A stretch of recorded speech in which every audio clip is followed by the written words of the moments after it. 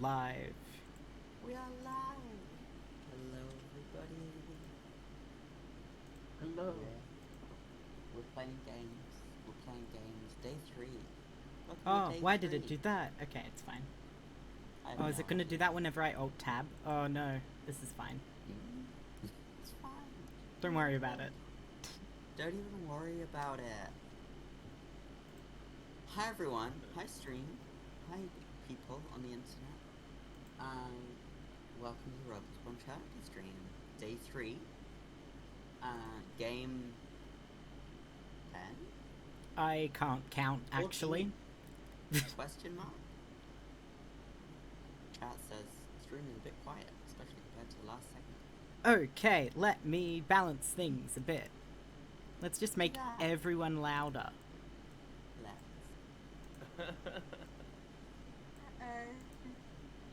Okay. Yes. Welcome, everyone. I'm Vivian. I use she and her pronouns. I'm running this game PALLAS, which is written by me and my friend Elise, who's another Roblox One member. This game emerged, not fully birthed, but here, from the community, from us. And it absolutely wouldn't have existed if I hadn't been doing all these games, all these lovely games, all these lovely people. Before we get started with the game, let's have a quick rundown of who we are and what we're doing here. We're a community of tabletop fans celebrating our server's anniversary, 4th anniversary, yes. And with this, we are raising money for Trans Lifeline. It's an amazing US-based non-profit organisation that offers trans peer support and financial support for the trans community, for trans people by trans people, and has been divested from police since day 1. During the stream, anytime today or tomorrow, so Monday, it's open for a little bit after we're streaming, you can donate, and you should donate. Give money. It's in the you go scroll down, there's a link. Do we have the link in the chat? Also, is it loud enough yet? Oh yeah, donate.robloxbomb.com is that. You scroll down, it's all there. Thanks so much for your time. Thanks for your donations. Have a lovely, still very quiet. Why? Let me add a game then. Yeah. Filters.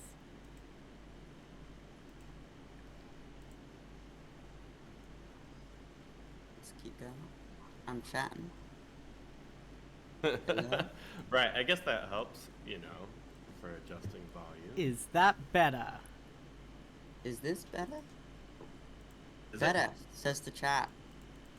There's also a weird noise just from one side. Interesting. But it's louder. Oh. It's better. I know. My mic thing is trying to put it through stereo, but my mic's a mono mic. Intriguing. Is that fixable? Is that quickly fixable? It is, but I always forget how to do it.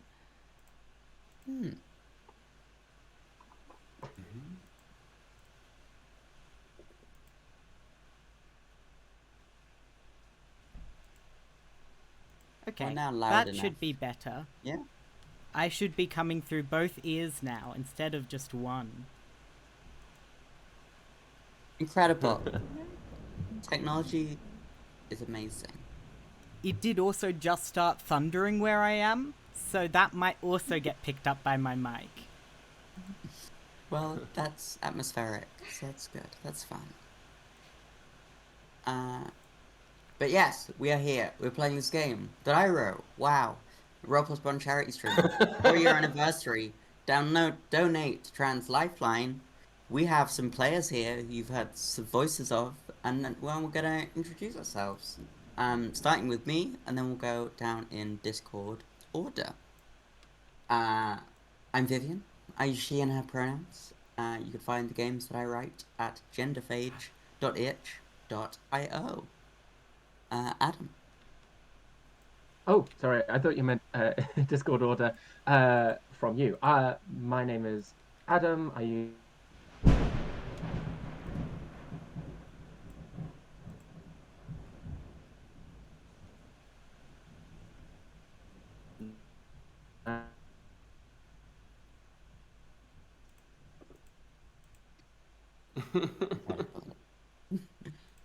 Bunny.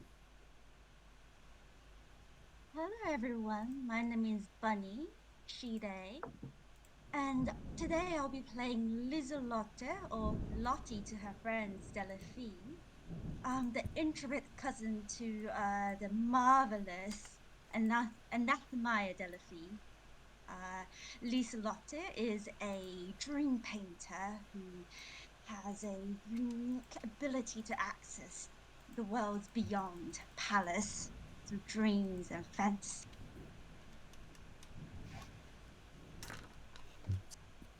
Remus. Hello, hi. I am Remus.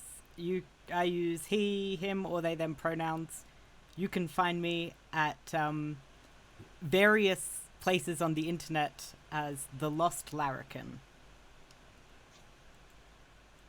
I do things sometimes.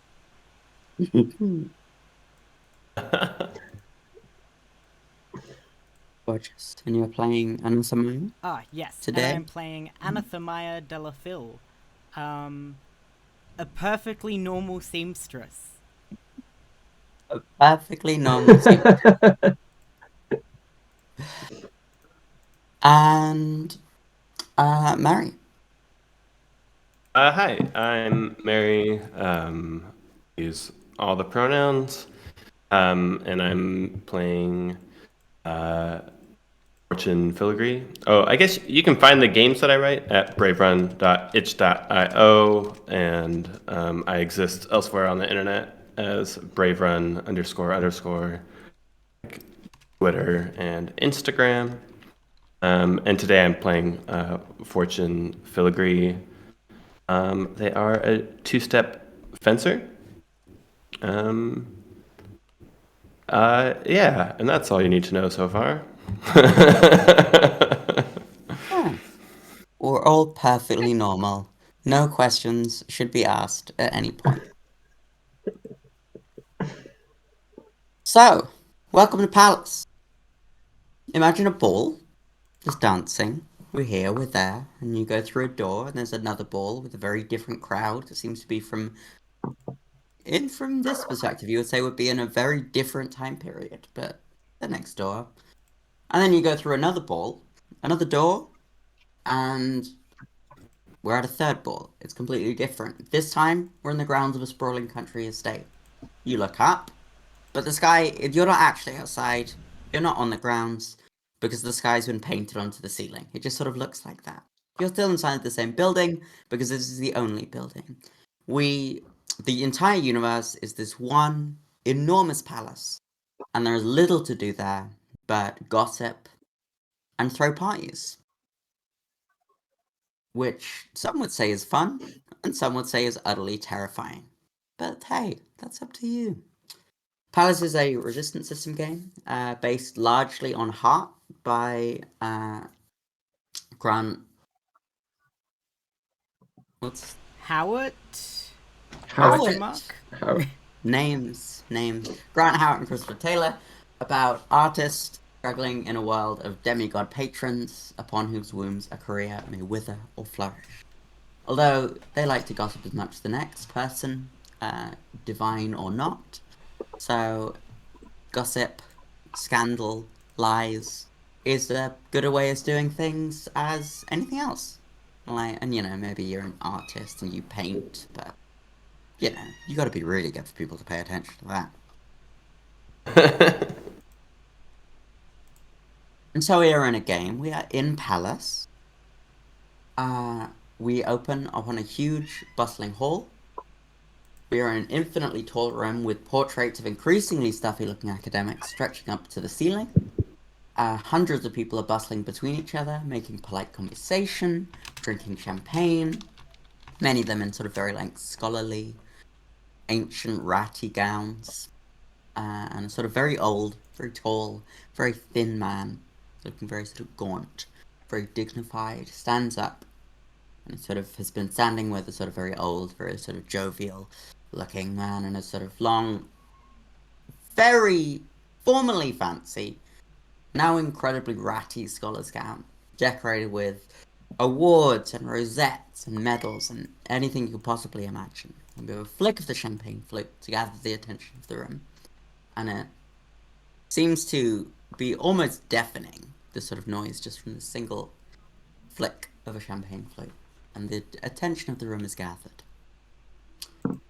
Hello, everybody. Thank you so much for turning out to Professor Bioy Caceres' retirement dinner. I must warn everyone that there has been talk of revolutionaries who have snuck in unnoticed. Of course, if you find any evidence of such things, do get in touch and we will contact the appropriate authorities. But tonight is for Louis Michel, my love, who retires at last, having revolutionized himself field after field with his genius. And we see the room here is looking, there's, maybe there's sort of slightly less well-dressed people than you might expect at a party of this size in PALLAS, but that's academics for you. So, how about that? And we see everyone look at this, and we see 4 completely normal-looking people who are sort of all standing at sort of separate points of the room, looking up, glance to each other, and then we flash back.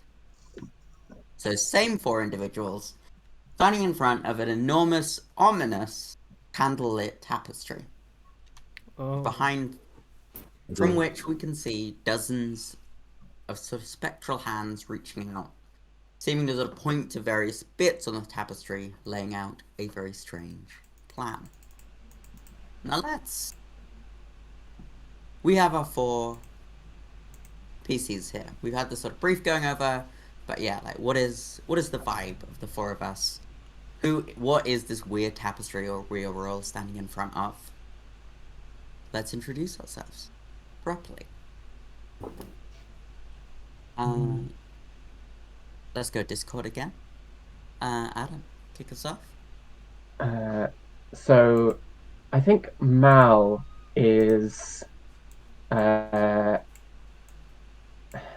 think Mal is desperately Mal is watching the Mal is holding like a sheaf of papers in one of their skin covered hands, and just sort of is sort of like muttering to themselves under their breath, as they scribble, as they sort of like take notes, watching the tapestry unfurl. As this sort of like okay, so when they use red in this section, they imply then the purple in that section, and just desperately trying to come up with, like, figure out some rules about when the about how the tapestry creates itself, themselves.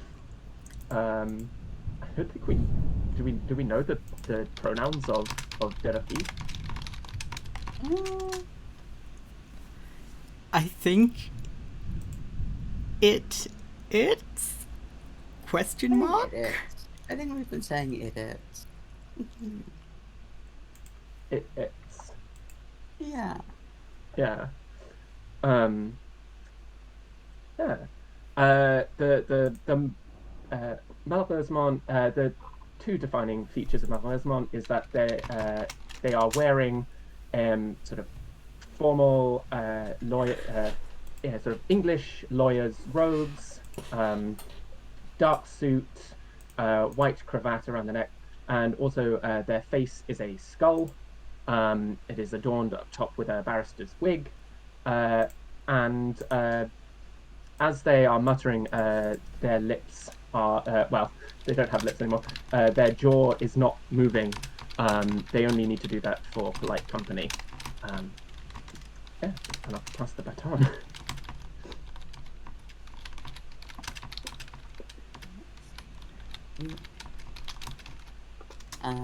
We just lost Mary real quick. Yeah. Yeah. We'll keep going. Bunny, do you want to introduce? We've already introduced to each other, so. Of course. Lottie is sitting with her back to the divine tapestry. They are prostrated on a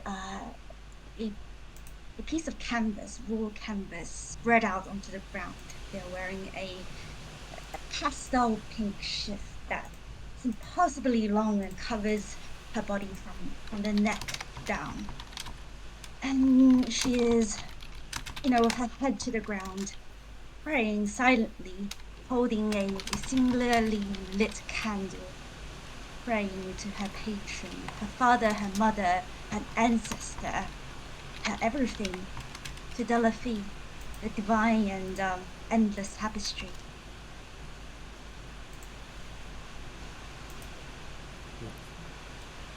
Is that loud enough? A bit quiet. Oh, yeah. You hear me? Yeah, See if we I can hear you. You're just a bit quiet, and I have Louder. you at max volume. But I'm moving some stuff around, so hopefully we'll be more consistent volume levels. All right. Okay, I hope you can hear me now. Hopefully, it's a bit better, everyone. Yeah, I turned myself up to max. So,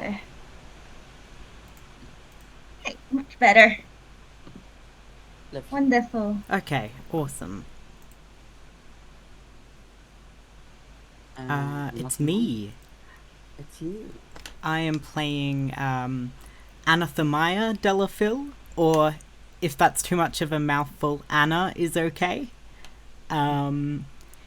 She's the red seamstress profession and old name, and is, as Bunny said, the cousin of Lottie. She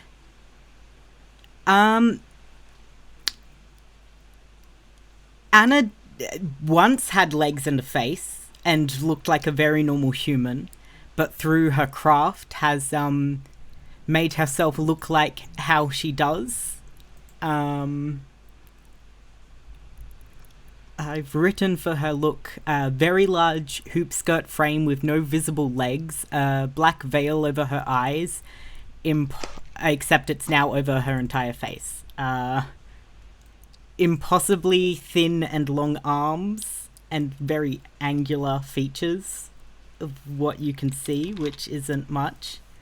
No one has ever seen her eat, but don't worry about it. Don't worry about it. She makes really good dresses, and that's what's important. Oh, they're so gorgeous. They're so beautiful.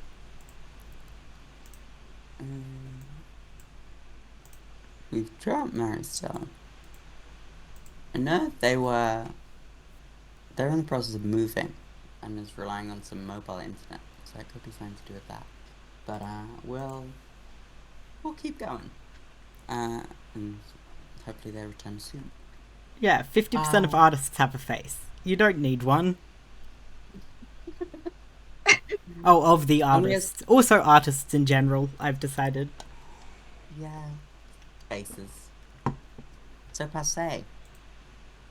And so this huge, strange tapestry that all these characters are so terrified of is the patron that all our characters are devoted to, have signed themselves up to eternally. For two of our characters. Yep. Anathemia and Lotta, that is a family connection. Their family has always been attached to those, but sometimes you just join up for fun. But with like our good friends Mal and Fortune here. And sometimes your patron helps you to achieve true beauty. Well, that's the dream. That's the dream. And so, what we have is that through some amount of interpretation, we are sort of pointing towards images of this sort of jovial old man in ruin and surrounded by ash. You get the impression that Delphil just really does not appreciate this one professor, Bioy Caceres, whose dinner we have all seen you attending. This is an academic, potentially one of the most well-respected academics, sort of in Pallas, or at least in the local region of Pallas that you will find yourselves in. And Delafield is convinced that this man is a total fraud, that this man has never achieved anything of any true note, and wants nothing more than to see him lying in ruin by the end of this dinner, and has acquired some invitations for you all to attend this dinner. And, there may be some way for you all to sort of show off your sort of respective arts. But crucially, this man must be ruined. There must be whatever scandal you can dig up, whatever academic Delightful. malpractice you can uncover. This man must be destroyed. And we can find... So, the invitations are to this professor's retirement dinner? Mhm. Cool. What's he a professor of?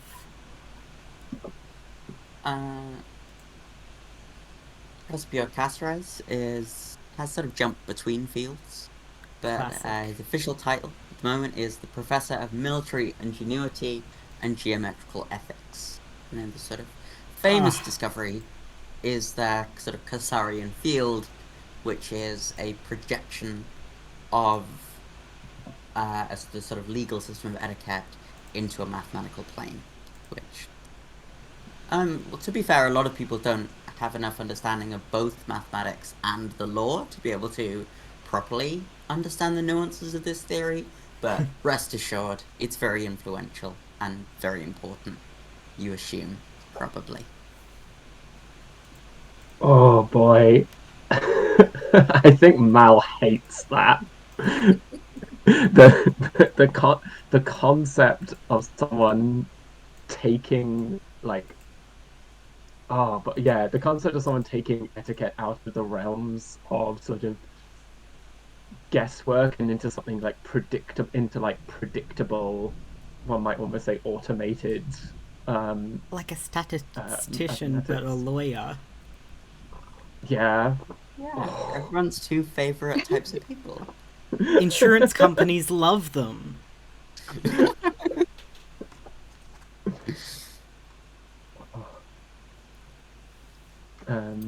Mal always looks like they're smiling. The going after this professor, you almost get the sense that they are smiling more.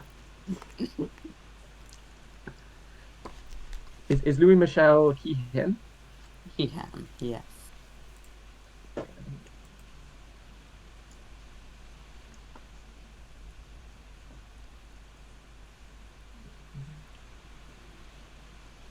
Well, cousin, have you figured out what we should wear to the event yet? Since you'll be dressing the lot of us. Of course.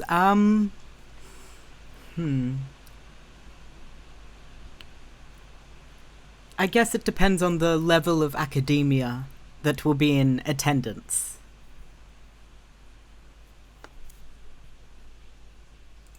Oh, all the Professor Emeriti is sort of out for this. It is, this is a sort of very well-regarded professor, who also sort of has a sort of fair amount of fans, sort of even outside of that. And so, there'll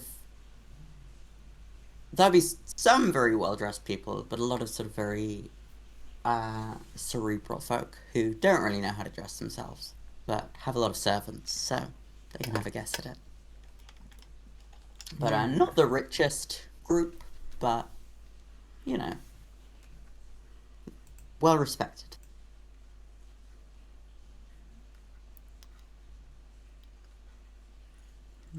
Yeah, I guess, I think Anathema probably, like, pulls out from you're not sure where, um, like, where a pocket would be, but there aren't pockets, and pulls out, like, a little, like, small sketchbook and starts, like, sketching some ideas of dresses that Lottie could wear.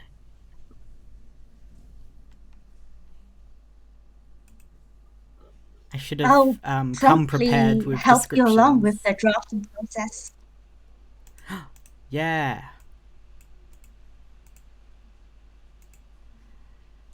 Perhaps we can paint something a little more controversial on the dresses to startle these old farts a little. You know, bring a little bit of levity to the party. Oh, is it a bit too vulgar? I think perhaps a watercolor pattern on some maybe lightweight cotton fabric could work nicely.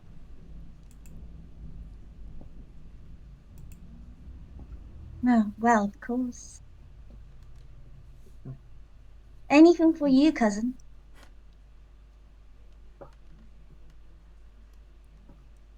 So, a red and red and red. Does red sound nice as a compliment to the fabric? It's a bit big, bold kind of dash of red for the emphasis, of course. I think Anathema sort of starts where exactly are we at the moment? In the sort of pre-scene, I think you were in the chamber of Delafil. Yeah, okay. Just sort of being presented with this. And then we'll do a little thing, and then we'll jump to the party itself. Yeah. But yeah, any pre-prep?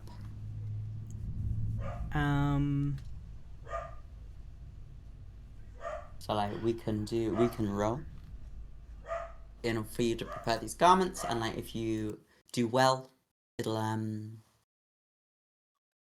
provide sort of bonuses going forward, let's say. Yeah, that could be good. I think we probably, between this and the party, get a scene of, like, in Anathema's studio, sort of, like, pulling bolts of fabrics off the walls and, like, constructing seemingly, like, impossibly fast a dress for Lottie to wear. Or not a dress, depending on what Lottie would like to wear. I think Mal would chime Anything in. fine by me. Sorry, Bunny. No, go ahead, please. Oh, thank you. I think Mal would chime in. I think with a suggestion, which would be I would chime with the suggestion that any dress made should, of course, bear all citations as to its influences somewhere on the hem of the dress, as is the rules of academic society.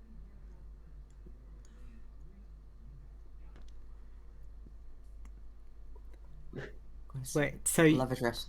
you're The wanting, dress like... has got to have footnotes. Yes. Yes, okay, cool. Incredible. Love this. Is it, like, actual pages and parchment, or is it print on, like, fabric? However you want to however you want to do it. I just wanted to propose that everything has to be cited. Okay. And you can also it can just be your citation of yourself. I just like, if anything, that would be more prestigious. Sure. It's probably also got like where the fabrics are from and like what mill things were processed at and whatnot. Ooh. Yes, indeed. Oh, that's so good.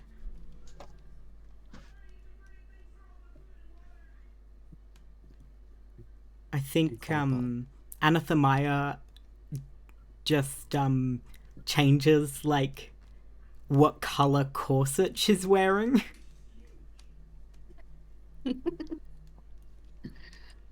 And that's generally the only thing that changes about her appearance in when she goes to parties and things. Yeah, like So, all what you. color corset is she going to wear Um to the party? I think maybe like a muted plum sort of color. Don't want to Very stand out respectable. too much, you know? No. Very respectable. Or I don't think she's a jewelry sort of person. Very, very minimalist.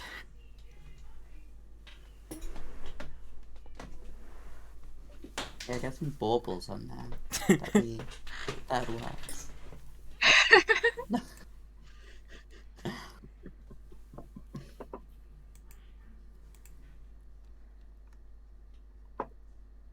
But yeah. Oh, what a treat. Mal, do you change up your robes at all, or is it always just this is the work of the station, and we're keeping it the robes of the station, and therefore we're keeping it as it is appropriate to be dressed as a lawyer. Yes, though Mal does take the time to apply a fresh coat of dirt over their robe. Fresh coat of dirt, some like very takes out a little golden snuff box and opens up and takes like a sprinkling of dust from this snuff box just contains dust and just very carefully applies it to their shoulders. Um, uh, yeah, and I think that's the other preparatory thing I think Mal would want to do is that they would want to get a sense of the I guess the genre weather that is applying at the party. Mm. Dark and stormy. Dark and stormy. Mm-hmm. Real gothic. Yeah. Real Wuthering Heights. But there's an odd twist of something a bit surreal in the air as well. Okay. Mal makes Wuthering Heights is great. Ah.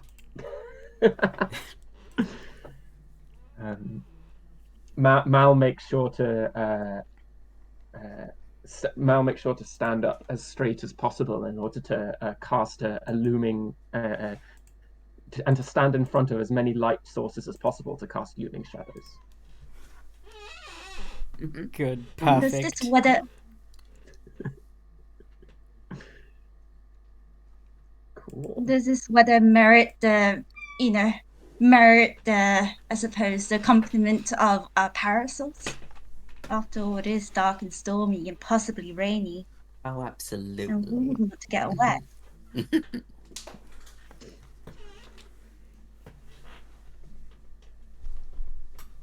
Well, you're the etiquette expert, Mal.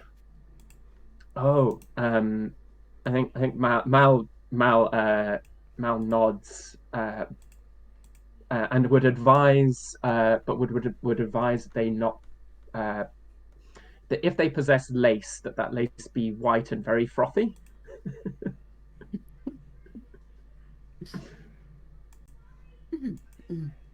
I think that's right. I think it's Gothic aesthetic. The ingenue is crucial to the Gothic.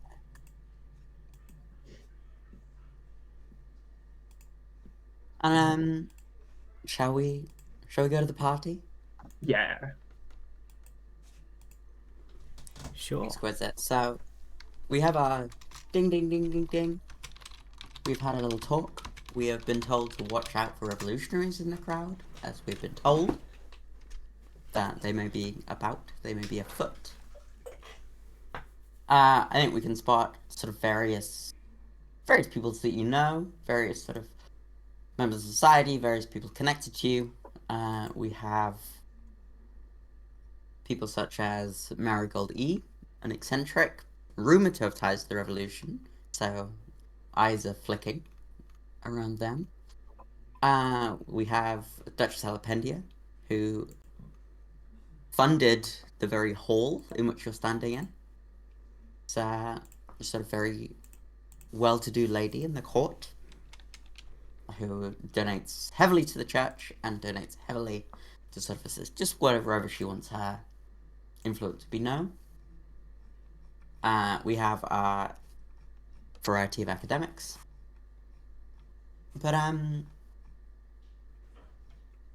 yeah, like dinner is about to start. You should sort of all be taken to your seats in a couple of minutes. Are there any? Generally, the way that parties work in Palace is that it's sort of somewhat similar to. Oh, hello, Salami. I had to pay the cat tax. Of course.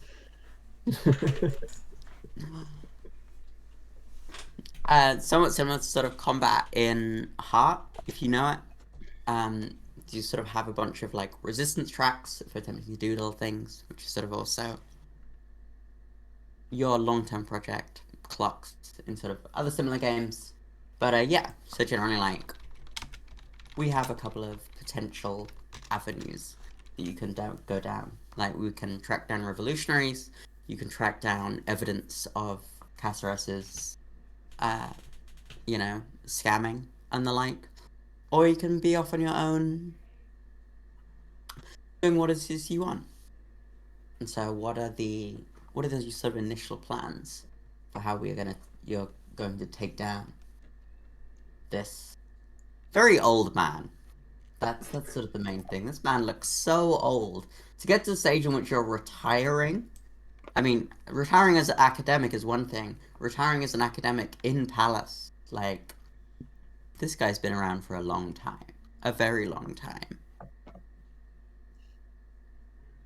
Like when we say retiring, is he becoming a professor emeritus, or is he's straight up not gonna work at all?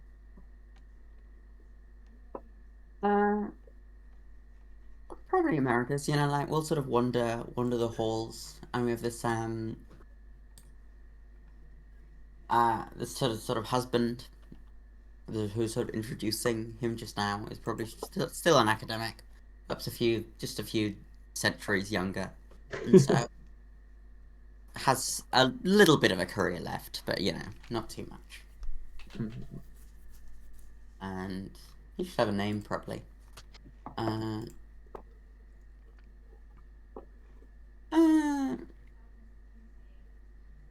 it's Claude.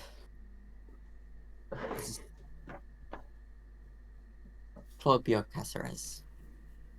And it's probably not yet a professor, probably just regular Dr. Bjork Caceres. Tragic. Is there a little bit of resentment there? Maybe. You could find out.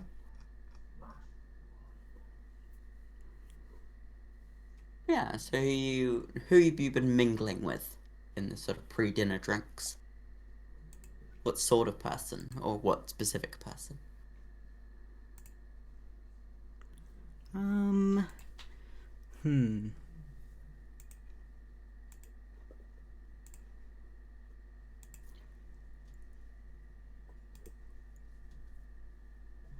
Who could we talk to? Yes, please. I was just going to say, who could we talk to get dirt on this retiring professor?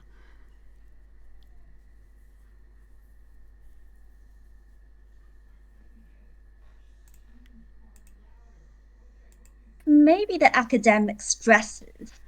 They do have, I suppose, retinue of people, of retainers who dress them for events and attend to their every need, don't they? Well, at least Professor Emeritus does, I'm assuming. Yeah, you can definitely track down some of those. I think you sort of aware of them. Sort of, there's all these sort of tiny, sort of on the sort of. There's a lot of little doors on the sort of outskirts of this sort of very sort of huge hall where these drinks are happening, and you see people darting in and out of them, looking quite stressed and very busy. But you're important enough that they would have to stop and talk to you if you needed something.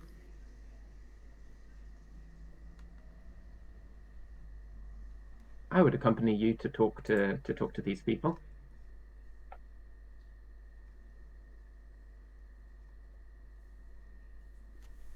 Shall the three of us go together then? Sure. Yes, absolutely.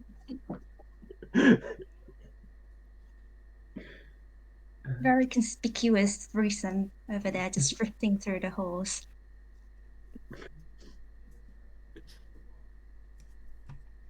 Amazing. The sort of nearest person you see is that you see a sort of little, just a sort of couple of people just with huge rattling trays of empty champagne flutes, just sort of like being like, "Oh God, quick, get them out there." And how do you, how are you approaching this person? Are you, and this will be our first roll of the game. And for those familiar with the resistance system, it is quite similar to how it is. For those who are not, generally each character has a sort of number of skills, a number of domains. You start off by rolling a, and I was just double checking, we have changed it in this version of the game as we are rolling d12s. Oh. And you start off with just a regular d12, as your characters are pretty good at a lot of things. If you have a relevant skill, you can have an extra one. If you have a relevant domain, you can have an extra one. And then if somebody is helping you, you can have another extra one. So you can have between 1 and 4. And so for skills here, this is one of the big differences with PALLAS is that basically all the skills are all very social and artistic. And so for this, you could attempt to use the Dazzle skill, which would be a way of just being so impressive that this person would have to stop and talk to you, clearly. You could do the Gossip skill, which is sort of maybe sort of sidling up to them and be like, hey, let's talk about this. You could use the Mask skill in an attempt to sort of sneakily get some information by going through a different way. You could use Philosophize in order to be sort of very highfalutin, and there's a lot of people with a Philosophize skill in this room today. Or there's also the Spite skill, so that's another option, which if you're just going to insult this person, and that's very important in a place like PALLAS. So yeah, who's making the roll? How are we thinking? And this would be a downstairs domain, as you're interacting with the servants, the underclasses, and that lot. Well, clearly Mao is the most dazzling one of us all. I think they should lead the conversation. I'm happy to take the lead. I will note that Anna has downstairs. Yep. But I don't have any talking skills, really. But I'm happy to help. Okay. All right. Let's roll with this. I'll. Yeah. I would like to address this. I'd like to address this servant. I would like to address the servant by their attention is completely else. Their attention is elsewhere, and I just sort of sidle. I just sort of like sidle up to them, completely unnoticed, and then um, and then when I'm close enough to whisper, I just sort of like lean over and sort of um, uh, I think I just lean over and say, so uh, I'm afraid, uh, I'm afraid that you're meant to be holding that with your left hand, not your right hand.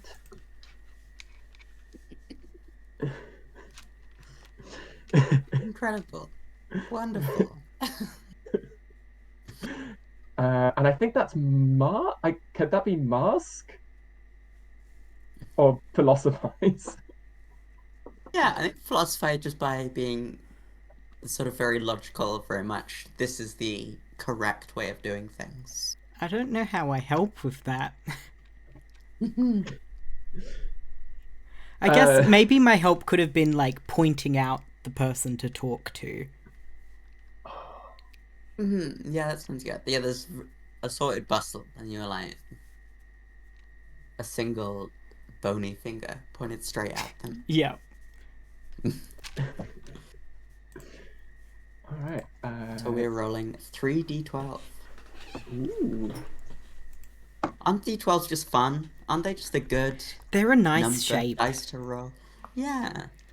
I don't like how Heart uses d10s. The only like normal dice shape that isn't a platonic solid. Why would you just roll those? Anyways, all that aside, you failed the roll, which is quite funny. Oh my goodness. A 2, a 6, and a 4. A 2 and a 6 and a 4. Perfect. You have failed the roll. This is a 2 to 6, a failure. You do not achieve what you want to do, and you take stress. Okay. And this is, you are not going through this for a particularly extravagant or like attention-seeking way. So this is probably a D6 stress, which I will roll now. And as you have been helped by Anathemia, Anathemia also takes stress. You'll both be taking. I think this is face stress. All right. Sure. So you're being embarrassed really by this, and I'm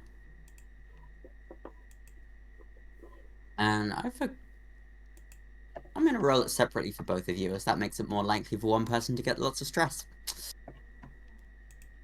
So for Mal, that first, and then Incredible. 6 and a 1. Gracious. This feels 6 right. stress for Mal and 1 stress for Anathemia. And neither of you have any face protection. And then we're gonna roll a little Fallout check, as this is our good friends. We are in the realm of resistant system. We roll Fallout. If it's under your total amount of stress, we are getting a Fallout. And so if this is a 1 to 5, we will be getting a minor face Fallout from Al. And it's a 6. You're safe. We're okay. You're fine. Don't even worry about it. And so, there's nothing major happens as a result of this. It's just that you don't really get anything that you want. And are sort of really quite embarrassed about it. And sort of I think you're sort of going there and you're having to bustle there. And this person is sort of going very fast with this sort of champagne tray, and sort of just so much jingling from all the like glasses sort of going against each other. And just sort of like turns and looks at you and is just like, sorry, what, mate? And in doing so, you were not expecting this person to speak so loudly. You have been bustling. You have been sort of moving between everything. And you trip. You fall. And your finest, freshly dusted dirt just falls off you. Your outfit is Not your fresh shaken. dirt. Heavily shaken. And luckily not too many people were noticing as you were trying to be a little bit like sidling up. But they sort of look. You're shaken. You've been caught off guard, and Anathemia, just by virtue of sort of being there and sort of pointing that person out, and you're just sort of a little thrown off, and you're just like, oh, I thought I had that one. Yeah. And I have a question. you have a question. I have an answer. What domain would be the academic domain? So fun thing in version 0.3 of PALLAS, we are changing the bourgeoisie domain to the academic domain. Okay. So, and now bourgeoisie is the. Well, I is the have domain that in one. Finland. And I have downstairs. That's Look at me useful. go. What a combo! What a great combo! But yeah, I'd say like most people don't notice this, but I think Mao, you see there's sort of someone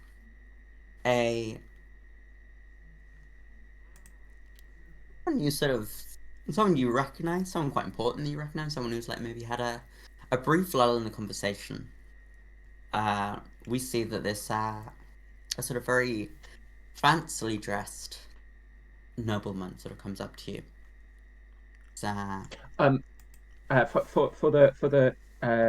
For image purposes, because this is because of the Gothic rules, and I've just taken a minor injury, I now can't get up unless someone helps me, Oh, delightful. or potentially lifts me up into their arms and carries me somewhere. But like, I'm just lying. I can't. I'm lying straight on the floor. I can still converse from this position. I just wanted to note that that's visually what's happening. I do not think Anathemia would help you get up. Absolutely not. They probably just like shuffle aside a little bit, as much as someone without legs shuffles.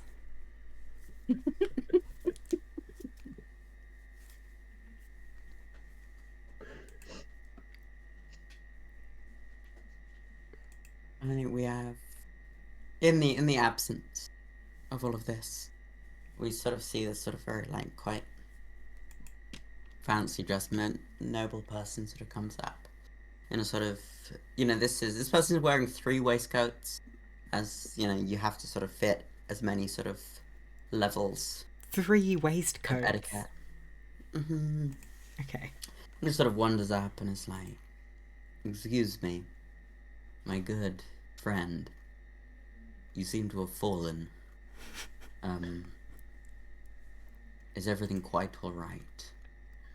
And this is a person you recognize. This is the noble ship Epiphany Johnson, who is a bit of an eccentric, sort of one of those people who just sort of knows everyone. It's one of those people you could expect to be at basically any party that you show up to. And again, but quite an important person to have watched you just fall on your face. But yeah, and is someone who Mal has secret information about. Your noble ship. I would bow, but unfortunately, I am currently indisposed. Could I prevail upon you to be a gentleman and assist me upward?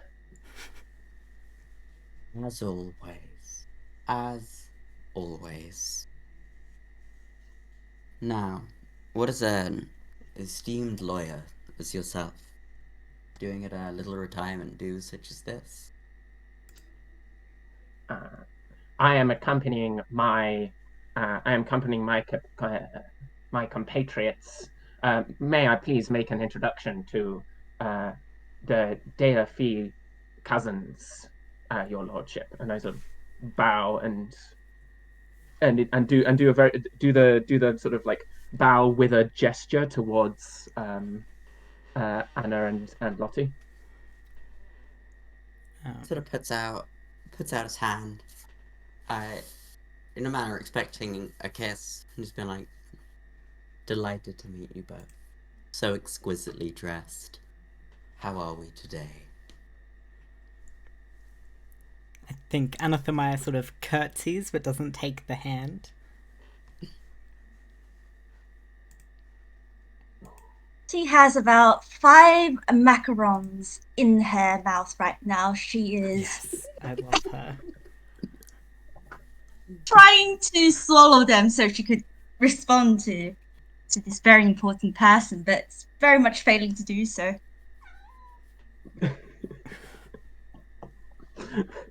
Very. It just sort of leaves their hand there for sort of a couple of seconds, maybe one too long, and then. But actually, you know what? Just the perfect amount of time, and just manage to sort of withdraw the hand in a way that sort of shows, you know, there's Mal, you sort of know this person just partially just because they are sort of perfectly resolved when it comes to etiquette, and just has withdrawn the hand in a way that seems very so casual, so as if this was entirely expected. This was how it would work out, I mean, just as though. only one of us And has just that. visible lips. And It's she's true. eating macarons, so... She's eating macarons. I think like a single tear just traces down Mal's bony cheek. Not a second out of place. And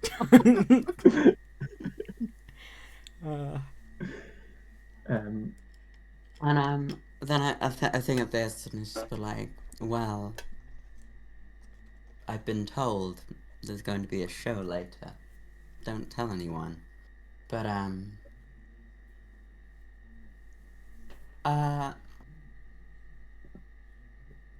there's been, let's just say that our good friend Louis Michel has encountered a number of reputable and less reputable artists over his time, and a little networking might not go unappreciated. And just sort of points over to a sort of odd looking man with a sort of very big sword. Which you sort of may or may not recognize as currently indisposed Fortune's rival. And sort of maybe we have the two of them sort of squaring off. And then and just sort of looks over in another direction, sort of gesturing you towards Alapendia. There's sort of some gossip in the various people gossiping in the sort of corner. And it's like, well, servants can be, you know, useful with everything.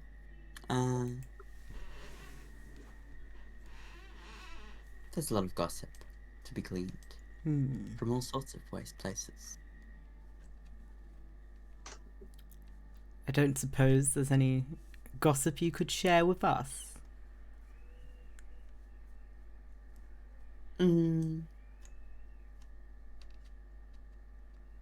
Well, you didn't hear it from me, but I've been told that I'm not sure if you're aware of a Professor Ingvars Dottir, the sort of grand mathematician, head of the department and everything. Let's just say that she did not appreciate the introduction of the legal frameworks into her work that Louis Michel is sort of introducing. And if you wanted to, let's just say that she's been accumulating some interesting information over the years. And sort of see a woman in a sort of one of those coats that you really can't look at too long, as it sort of seems to sort of be formed into a sort of bizarre, endless fractal pattern. It's like you do it. That sort of like seems to disappear. The more you look into it, and you sort of look down the coat, and you're sort of almost trapped in a sort of strange loop. And she's one. And then, of course, the revolutionaries in the corner. Well, you didn't hear it from me, but they say that Louis Michel's taking up of mathematics was partially indicating some larger thoughts of revolution himself. But, of course, this is all just hearsay. And you Of didn't hear course. it from me. And I think at that, should we do a 5 minute, 10, a break? Yeah. A break. Sure. Yeah, absolutely. All right. Okay. Taking us over to the break screen now.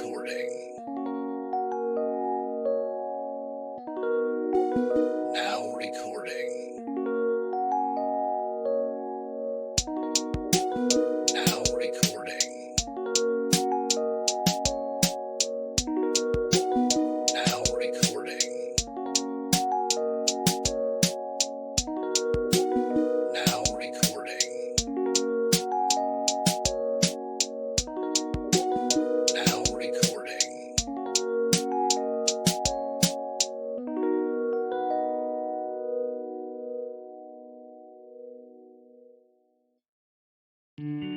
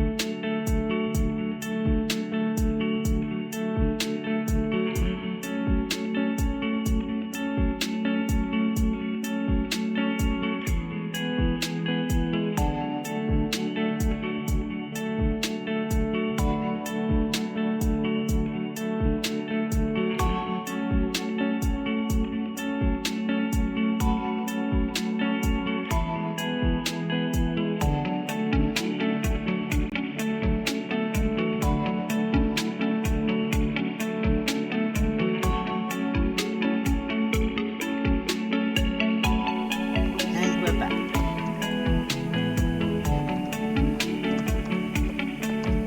Oh no, music's still out. There it is. Okay. Fixed it.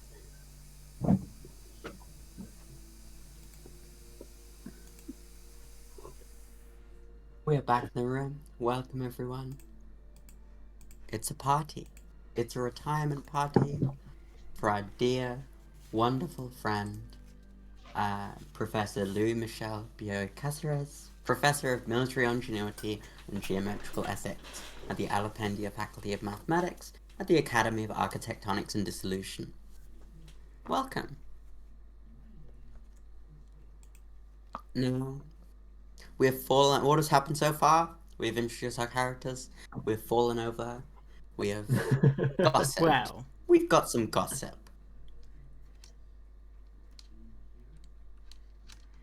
Yeah. As we reconnect with the present, we have the ding ding ding of Professor Bioy Caceres' husband, Claude Bioy Caceres. And they've been like, you will now all be escorted to your seats upstairs. I hope you enjoyed the champagne reception. And now, seating charts have been provided ahead of time, but if you missed them, they are here on the walls as you ascend. Thank you so much. And yeah, this sort of huge procession of people appears. We are going up these stairs. There are various spiral staircases all over the place that you are sort of all send off towards. And you're like, you are shock, horror, tragedy, all on different tables. Oh, incredible. Who could have seen this coming? And we are here. We are all seated in our various places. And you know, Lottie finds herself next to a familiar face, a good friend, a very incredibly well-dressed friend, Duchess Halapendia. And you're sort of on a room, and she just, with sort of various sort of crown-related people, and the sort of, it seems it's quite a clear pair of, like, crown, noble, and, like, sort of artist who's a little bit, like, so, some of them are exquisitely dressed, like you, in perhaps an experimental way. Some of them are, more experimental types, and therefore are a bit confusingly attired. But you're here, and sort of Alapendia just sort of leans over to you and is like, Lottie, I just had to pull a couple of strings to get us to sit together as I haven't seen you in forever. What a treat. What a dream. Lovely to see you. How have you been, dear? How's it all going? How is, our self-woven friend? Oh, I'm okay. I'm fine. Cousin Anathemia is also fine, and our patron, the great Delafie, is also very content for the moment. It is resting. Lottie plasters a very a rigid smile at that. And just sort of like smiles back in sort of like perfectly coiffed elegance of a duchess. And it's like, oh, what a dream. What a dream. And then we just sort of jump over. We see Mal. And we've encountered a table of sort of generally, there's always a look to a lawyer.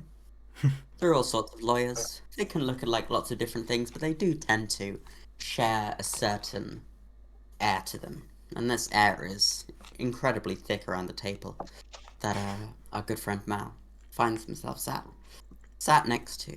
The one and only Claude Biocaceres, our husband and host for the evening.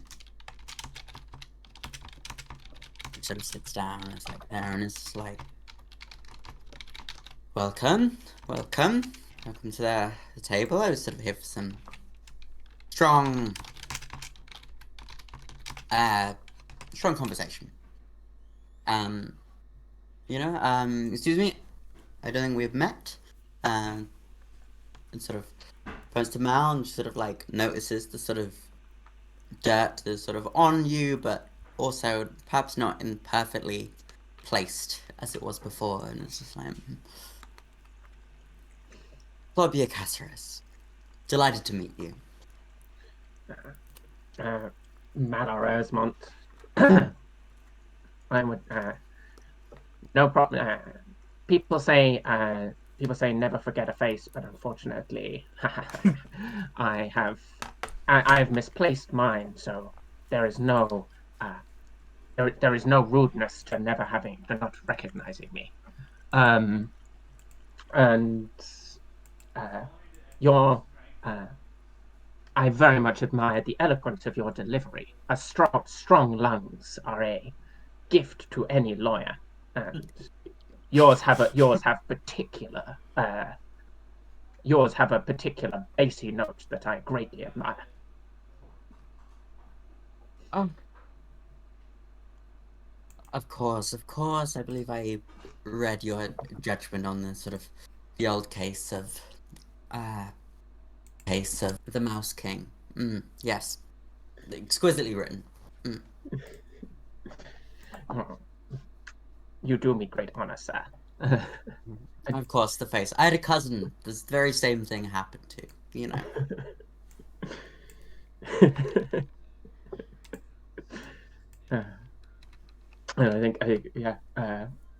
I employ polite conversation.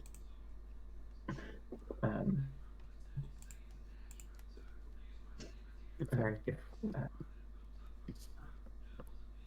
And then we move over and we see Anna Meyer making her way up a sort of separate staircase. There's a sort of slight hint in which you're like, how well does this sort of floating cage skirt deal with stairs? But you know what you're doing. Don't pay too much attention to the geometries. Yeah, and like anyone would in a hoop skirt going up stairs would sort of hold the front of the skirt up a little bit so it doesn't get caught on the steps. Of course. I think as you reach the top of the stairs, we there's a sort of minor scuffle. Oh. One person just saying one line got all on the seating plan. It perfectly said that I was sat at this table, and I'm not sure what's going on. And then you see it sort of another person being like, well, the cards in which we're all laid before us are all saying that I'm here and you're over there. And, I'm sure it was just some sort of last minute change, and they couldn't change it on any sort of seating plan. And you know, come on, get over there, get over there. Like, who's worrying? Who's worrying for anything? Off you go. Just go on. That table will have some lovely people on it. Just let me sit here. And you see a sort of disgruntled, minor academic just sort of be sauntered off. And you see this woman who's been sort of arguing with this person just sort of turn over to me like, got him again, got him again. And this is, I think you recognize these two. This is Juliet Weberly, who has a bit of a reputation for, again, like, perhaps a revolutionary vibe. No one can prove it, but it's sort of an open secret. Of course. But no one's been able to prove it quite yet. So, what are we up to? And then, and is there with Marigold E, a very eccentric, everyone says. Today has replaced her left arm with a snake. Oh, wonderful. I think Anathema does a little curtsy towards Marigold and takes her seat next to... What pronouns does Marigold use? Marigold, they, she. Sure. And Juliet, she, her. Okay. Yeah, takes a seat next to them. How does one in a hoop skirt sit on a chair? Who knows? But they did it. I mean, the frames of the hoop skirts are like a bit flexible, so it's fine. Yeah. Genius engineering on your part, I'm sure. And I think sort of gesturing towards their snake arm. Well, they've replaced their arm with a snake, right? Mm-hmm. Okay. Just sort of gives like I can't say gives a smile because their face isn't visible. Gives sort of like a little chuckle. I appreciate the ingenuity of tonight's outfit, Marigold. Well, you know. In situations such as these, you really have to try new things. Nobody's trying new things these days. And I think snakes have a certain glamour. Don't you? Of course. Better hope it's well behaved, though. Oh, he's a doll. He's a doll. He's an angel. He's a darling.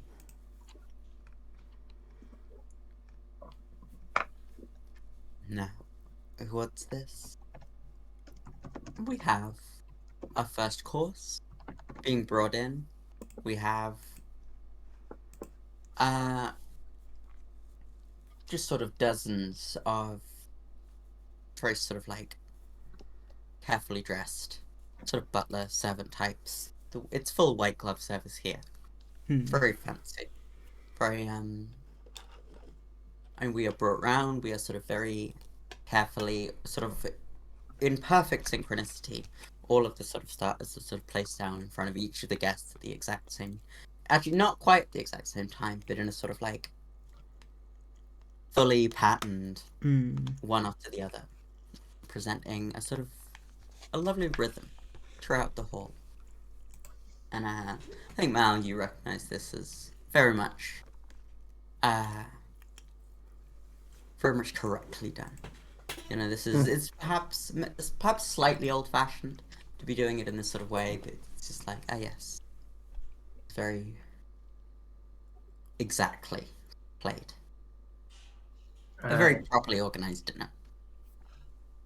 Sometimes the old ways are the most elegant ways. I love tradition.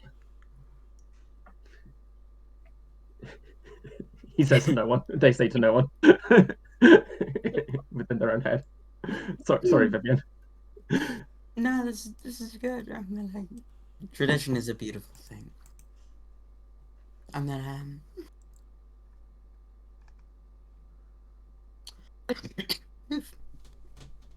we are here. We are seated. We're amongst the things. I'm just gonna put on the table a couple of clocks for how we're doing this. Woohoo. And I don't have a way of displaying them on the stream, so you're just gonna have to believe me. Yeah. You can trust me. I've never deceived anyone in my life. We could And I probably will put them in add the Discord them chat. on the sheet next to Oh my god, I Fortune. can. Oh my god, I could do that, can't I? There's space right there. We can add some columns. I'll make a clock. Clocks. Clocks. Broaden this. Are we seeing this on the there? Yes, we're getting success. So, revolutionary gossip track 0. Oh no. So we've had a couple of potential rumors around Boy Caceres. Boy Caceres is a fraud. And as we're making rolls, you can hope to move along various gossips of all these tracks. Which will breach. I wonder if clocks is on the bingo card. It's not on mine, but surely it's on one of Mine them. either. So we've got from what we got so far, we have Joe Caceres is a revolutionary. We have Bio Caceres is a fraud. And we have excessive breaches of etiquette. Which obviously, if this goes too far, then the law will have to be involved. Okay.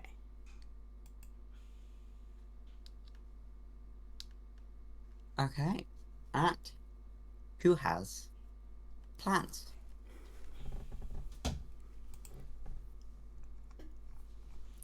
I have an idea.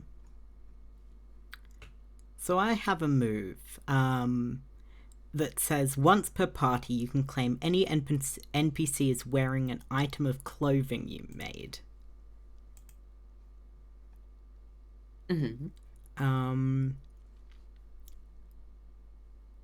And I think I would like the Professor Ingvold, is that how it's pronounced? To be wearing a waistcoat of Anathemia's design. Very good. Yeah. With this, and Professor Ingvold is a mathematician. Feel like she's on your table, or is this on some table over there you're interested in? Some table over there. I don't really mind. Just something to, keep on the cards in case I want to see or hear through a garment I've made later.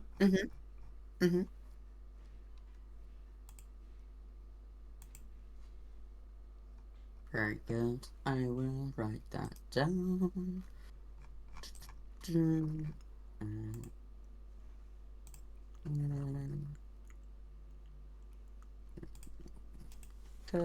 Made by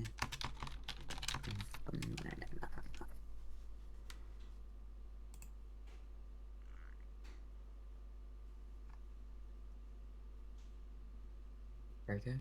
Gladys declared. We sort of see it. We sort of look over. I think sort of Ingwald just sort of like looks over and just sort of probably recognizes you. You have a certain recognizable aesthetic. And just sort of gives a quick wave. And then just sort of like gestures towards the waistcoat. And gives a sort of appropriate light. It's very like, yes. Lovely to see you. Delightful. Yeah, I think she just gives like a nod of recognition. I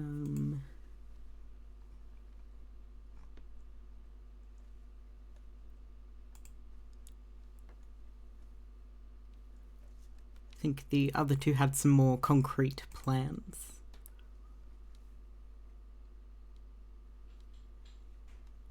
Well, how is dear Duchess Alipendia doing? I think she's talking you through a very long, very detailed list of her current agonies. And she's just like, oh, and, you know, the other day I was sort of having this, and I was sort of sitting, I was having tea, you know, my good friend Lord Ponsonby, we were sort of there, and there was a sort of distinct lack of grace in the air. And it was really quite horrible. And I was just sort of sitting there, and I was sort of going there, and I just sort of noticed that it was something quite unusual. And then it turned out that he had some sort of like strange catching disease that led to just sort of just a lowering of one's mood. And I was just here, and I was just there, and he was just thinking, and I was just chatting, and she's going on, she's waffling on, she's like, here it is, my good friend, and like, here are all the various ways in which I've been inconvenienced by other members of the court. And sort of you're getting a sort of reasonable amount of like sort of very light gossip around courtly intrigue at the moment, which you don't usually have. She's very nice as your sort of like window into that world, which you often sort of rarely find yourself in. But Lottie, sorry, please go ahead. no, that's the vibe. You go. Lottie kind of takes off her gloves and unlaces kind of the sleeves of her dress, and as the Duchess kind of unloads on her all the injustices, all the despair that she's felt, you know, over the weeks, the months, her life, Lottie's just kind of her eyes closed, reaching into the air, her hands up, kneading the air until she kind of is able to form something out of the air into her hands like a sculptor. And then once she gets it, when she has it in her hands, in her palms, safe and sound and perfectly formed, the essence of despair, she plops it into the teacup, into the cup of tea that she's been drinking, and swirls it with a teaspoon. My lady, is this what you think talking about? And she kind of holds up the cup up to the lady to the Duchess Alipendia for her inspection. The tea is very it's opaque, milky white, and there's an air of sickliness about it. Very very disturbing in every single way. Just there, just like, oh Lord, my gosh, you've done it again. How is it that such beautiful things can be formed out of such misery? Such aspects such as this? Oh. I don't quite know, but you've done it again. You're a true genius. Now, No, everyone. no. You're too kind. You're entirely too kind, my lady. I was only trying to help you alleviate whatever's troubling you. And just as and she kind of, oh, this is going to be really shitty of her, but Lisa Lottie is going to basically tip the cup of tea over onto the side, let it kind of drip down to the floor for the servant to clean. And just like that, it's gone. There's no more. You'll be fine, my lady. You'll be fine.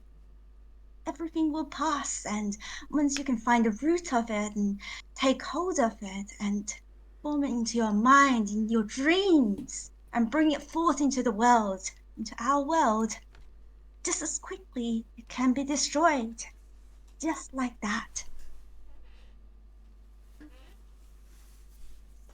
Fantastic. I think this I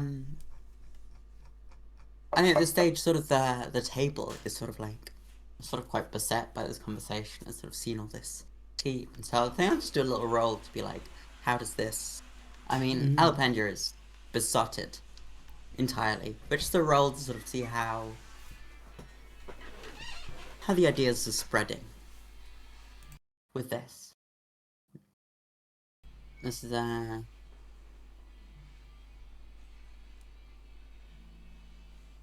yeah, so we have the 1 dice to start with. I think the domain here is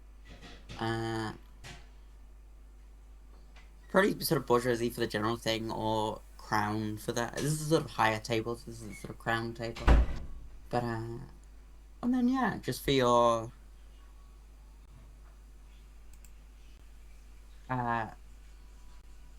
this it feels sort of concocty or philosophize. Just as it's coming up with things, coming up with ideas, spreading things into the world. So just one or the other, then? Yeah. So depending how you're doing it. So I think it's 2d6. 2d12. 2d12. Yeah. Just there. And you we've got an 11. An 11 is a complete success. Success, take no stress. We are doing this, and we're just sort of seeing this, and everyone is sort of like, this whole table is just sort of like watching you do this, and is sort of hooked on your every word at how this is managing to sort of like achieve things, and it's just like, oh. And there's sort of like minor, very polite round of applause as you sort of like going through this monologue, and you're like, and everyone's like, oh. And now the Penny's like, oh yes, of If course. I had a fan, I would be fanning myself. And Alpennia is just a crowd and be like, yes, of course. And if you all did not know, this is my dear, dear friend Lotte de la Phil. And you all must be acquainted with her work. She is a true mastermind, a true genius. And I will. Lottie, how would you say? I'm not sure if this is perhaps doable, but I can see if I can pull some strings. I do believe that you, a performer such as yourself, someone who is able to conjure such ideas, sometimes someone who is able to sort of capture the essence of the dreamscape, really should be seen by the whole crowd here. And there is meant to be a performance happening here tonight at this very dinner. And I believe there may be a way to get you in, to get you performing. We need to raise your status. We need to get you here. We need to spread this to the whole world. Now, will you let me attempt to pull these strings, and I can get you onto that stage? It is after the main course. It is in a little while, but I'm sure you have something you've been working on.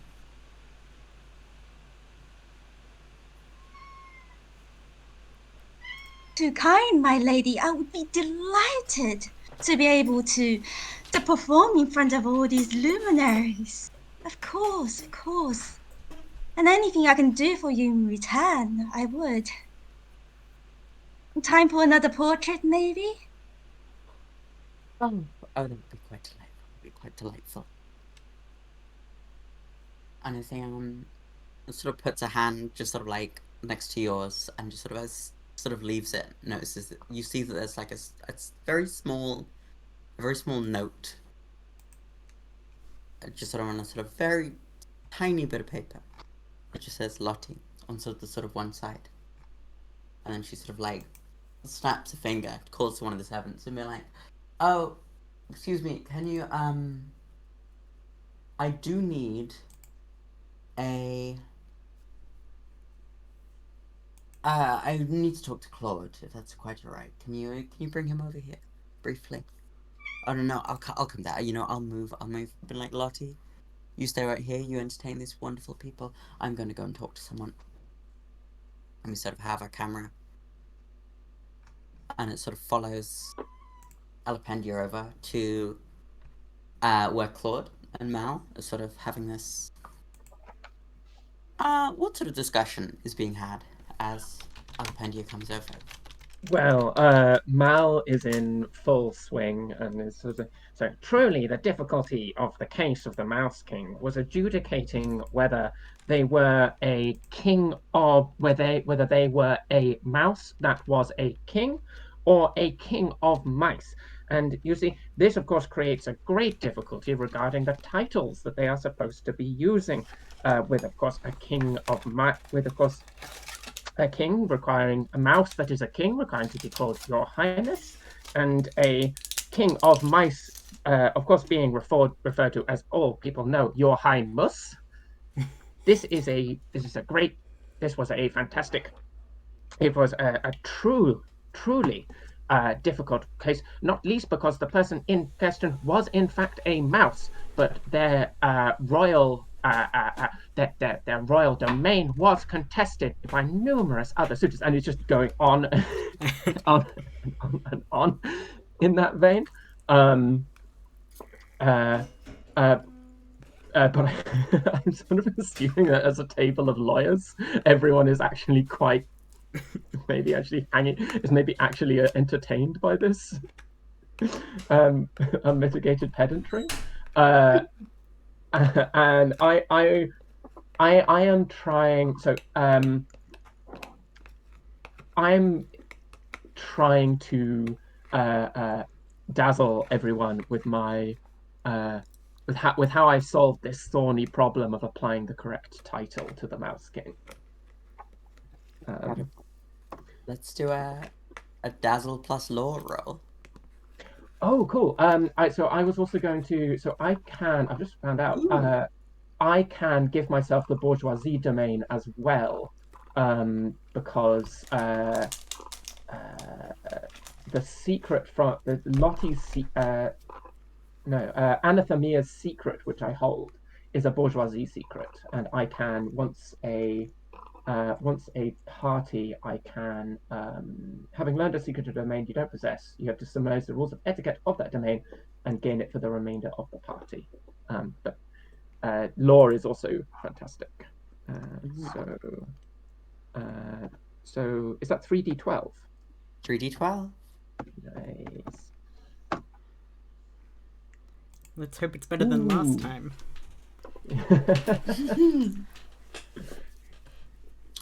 Success at a cost. Yes. We succeed. Everyone is impressed. There's a little bit of stress gained, though. So let us roll a little. You're amongst quite important lawyers here. It's another 1d6. But we're just local. We're just sort of doing this, and you have some backers at least. You're not totally up against everything. This would be muse stress, as it is related to your art. And it's just one. It's just one. That's fine. You're fine. Don't even worry about it. Yeah. I'm like, there's only a 50% chance of you getting fallout here, and you do. So And rolled a one. You clear that one muse stress, and we are getting our first fallout of the game. Da, da, da, da, da. I'm going to look at the fallout list. I wrote most of these, but I can't remember them.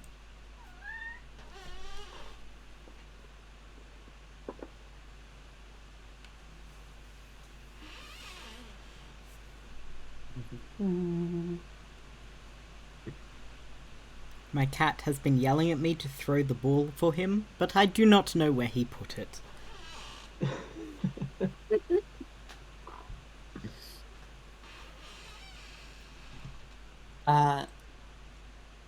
You know what? I think, like, you're doing this, and everyone is impressed. Everyone, like, likes what you're doing. Everyone likes what's being said here. But, you are going to get the fallout of open book as something feels not quite right. You sort of get something, you're here, and you say, open book, you feel emotionally unsettled, and then it affects your next work. Inadvertently, something personal and secret about you becomes very clear in your next work. And this is, and so I think in telling this story, I think you inadvertently sort of let some sort of,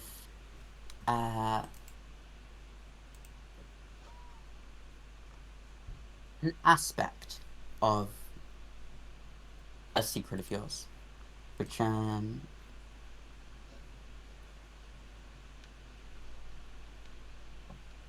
yeah, I think it's up to you, but you are sort of emotionally unsettled. You are feeling you are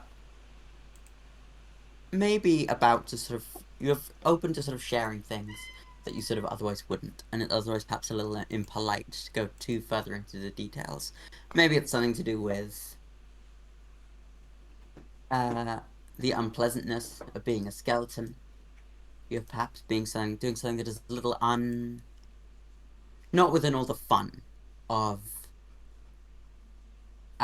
being a lawyer at a party, and you're perhaps being a little too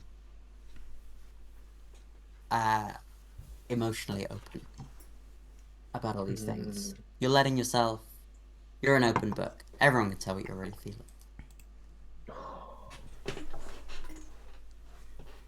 And so, and I think what this is that you have,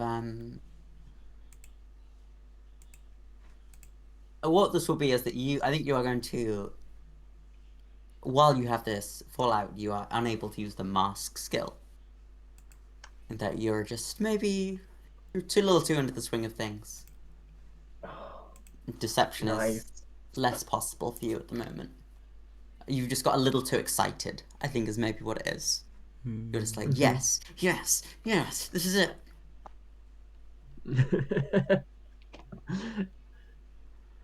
I'm talking about precedent, and I'm just talking faster and faster and faster.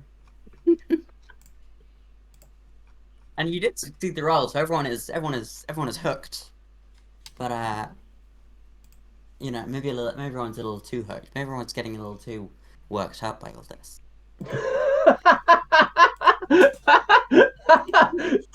Sorry, just the idea of a table of lawyers just going,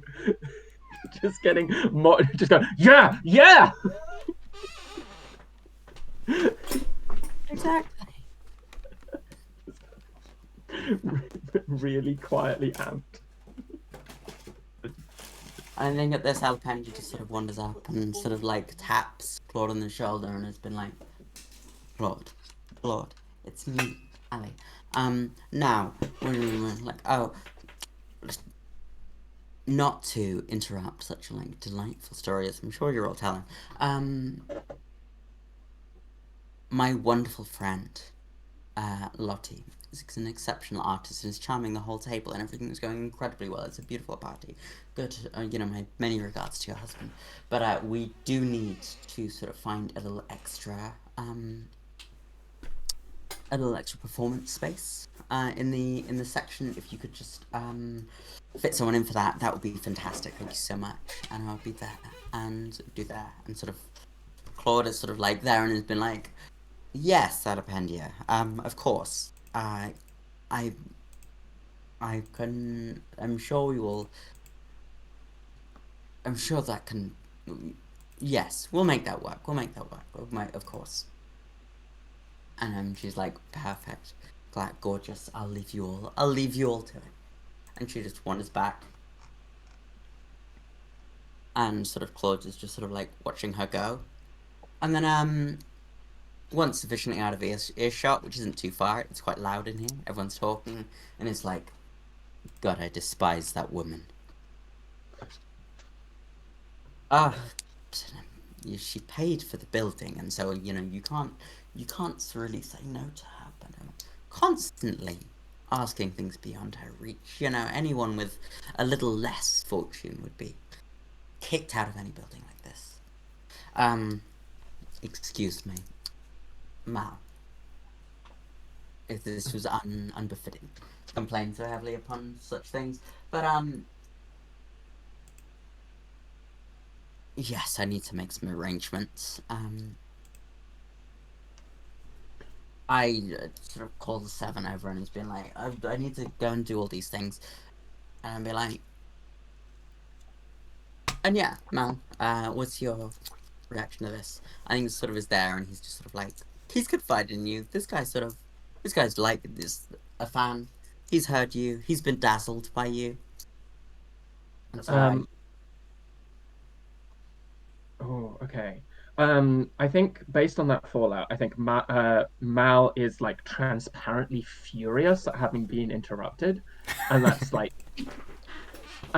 a little, and like you're not supposed to be furious if like your social superior interrupts you. But like, yeah, like like, yeah, Mal is like vibrating at the fact that they have been interrupted. Um, and it's sort of like choking that down. And but I think they say yeah, so yes, our better yeah, the ones with great fortune truly do make their generosity sometimes comes with too tight a string attached. Uh, but I think I would like to push further in there, and I would like to ask uh, is is it why why, if I might be so bold, why is it that you are so attached to uh, Alipendia of all people? Is my I am on speaking terms with the nobleship Epiphany Johnston. If you would be interested in having a competing source of funds to perhaps set the wealthy against each other, I'm sure I could make an introduction.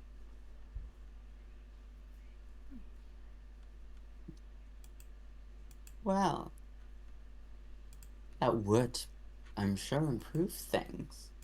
And yes, Alpenia Devson certainly had a connection to. Uh, yes, Epiphany Johnson, really, it's wonderful to have them here, but if they're in the giving mood, that would be it. That would be exceptional. That would be exquisite. Let's make it happen. If you have, yes, if there's a way of doing things, let's do it. We can, yes, yes, let's do it, Mal. Let's do it.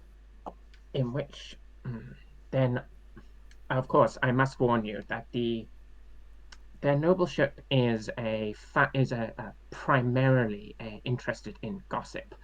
Uh, so, and of course, the more inflammatory, the better. Uh, if you would, if you wish to receive their patronage, uh, I to to make this introduction on your behalf, I would need to sweeten the I would need to sweeten your already august presence with perhaps a little spice from a little spicy secret from your store. And I think that this is me using minor insubordination. I'm choosing Claude as an NPC, and the GM will tell you how they have offended one of their superiors with their poor manners, and I would gain that information as a default inflammatory secret on them.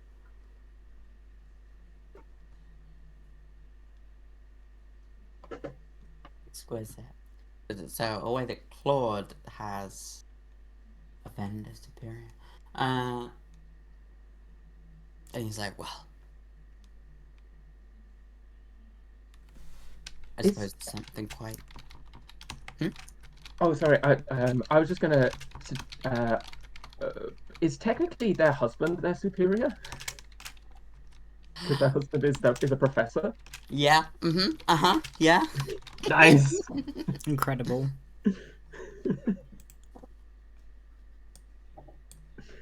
And he just sort of like looks to the left, then looks to the right, and has been like,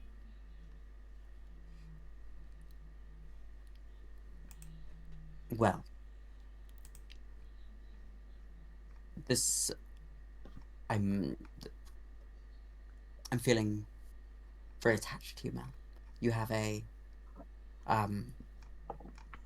real charisma to you. A charisma to you that I must confess that my husband lacks entirely. You know, his projections. His Khazarian projections, to share such a name is not the sort of thing I'm interested in. We are divorcing. I am getting rid of him. He's Plot he has thickens. done many things, but really, there's no use being so associated with him anymore. I'm done with it. There. I've never told anybody that in my life. Which husband is Mal talking to? The one who isn't retiring. Okay. The one who gave all the speech at the beginning. Yep. Mal would like to put their hand on Claude's hand and lean in and go. I swear to you that I will guard this confidence with my very life, my soul, my whole existence. And is immediately thinking about who they're gonna tell it to.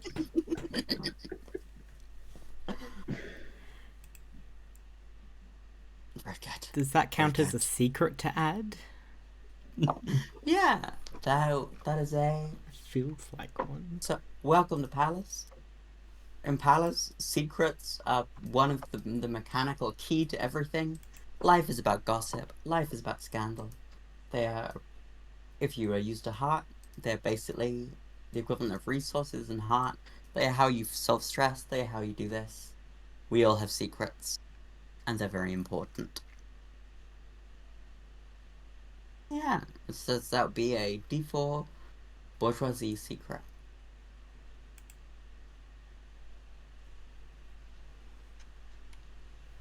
Added. Is it over his research claims? Yeah. Cool. And then we'll roll on the clock. We'll continue that dazzle roll. I think this is effectively a similar thing. So yeah, you can roll your. You have a law title. And so with the infamous tag, which means that if you roll max stress, then you receive a fair amount of stress in return. But yeah, roll that D8. All right. On our Buick Tasker is a fraud clock. 5. One without one, one less than getting scandal stress would have done. Oh no, sorry, that's a D6. No, I'm safe.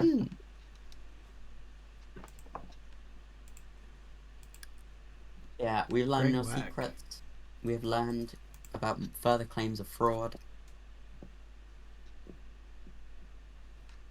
Alapendia has secured a slot for Bunny. I think this Claude has to sort of like storm off, and is there like, and you sort of overhear him shouting at a servant, being like, "Get me this sort of organization thing," and it's like, just this man is peeved. This man is peeved. This maybe is sort of also somehow come across your fallout of being an open book.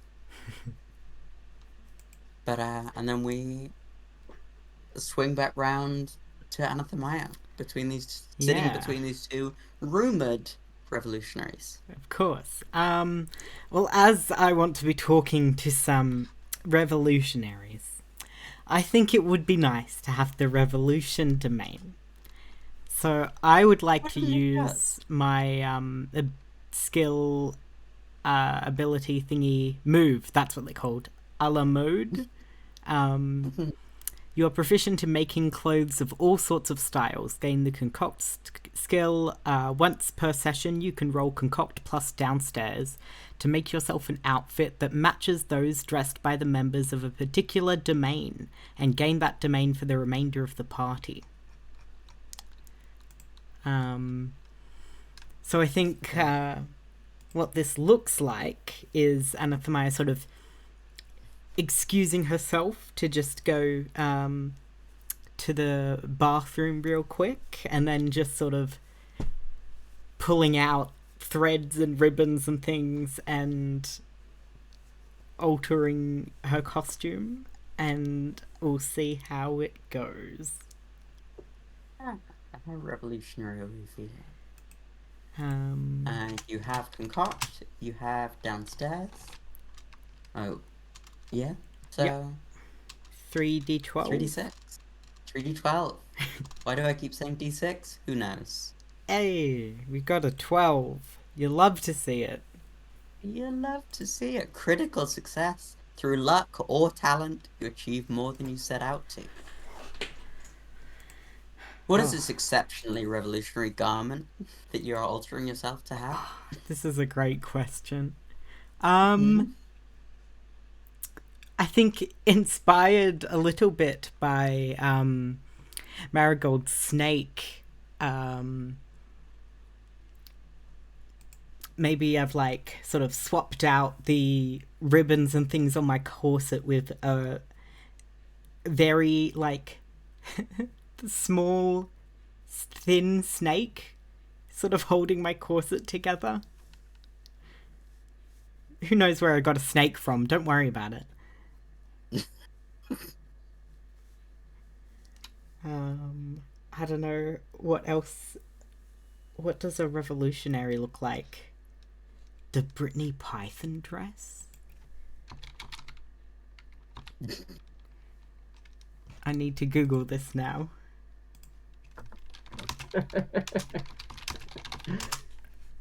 Is it the...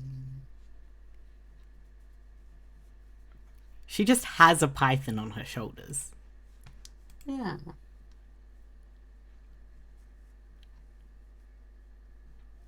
Good for her.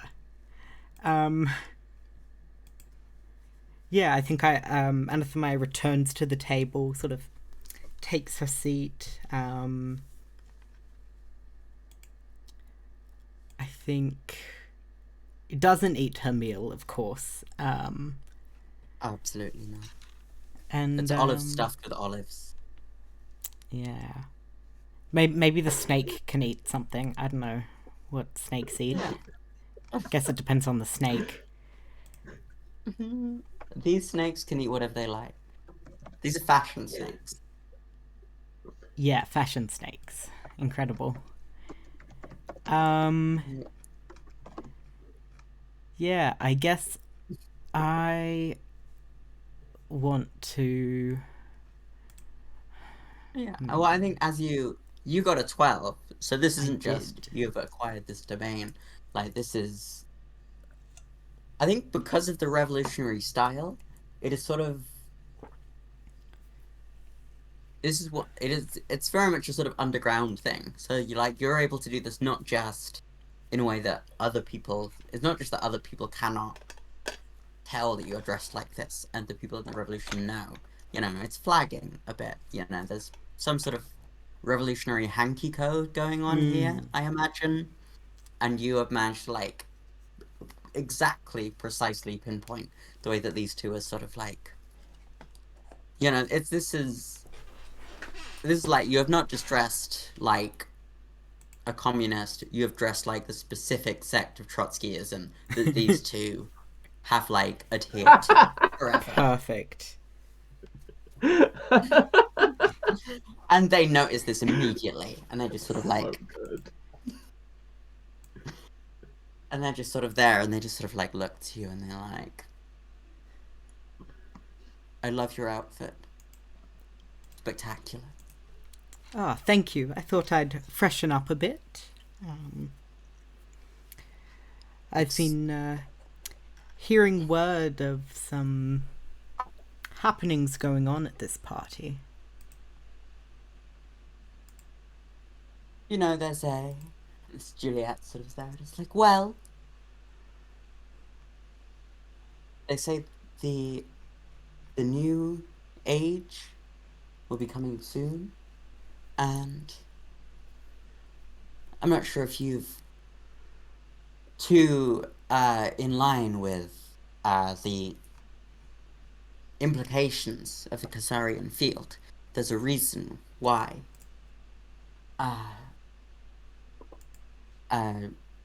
But I forget what I called this guy. Louis Michel. Louis Michel. People do not understand the dialectical results of everything that's been said here. Yes. We've truly a man to celebrate. Truly. And I think we're here, and there's all vicious rumors aside about what's been going on. A wonderful man. I'm not sure. Have you met properly? I think I am vaguely acquainted, but I've not properly gotten to know him or his work before.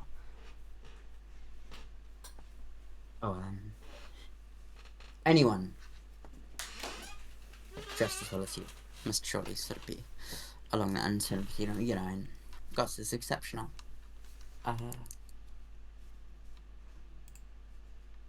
Beautiful creature, yeah. And of course, but yes, well, it's clear you are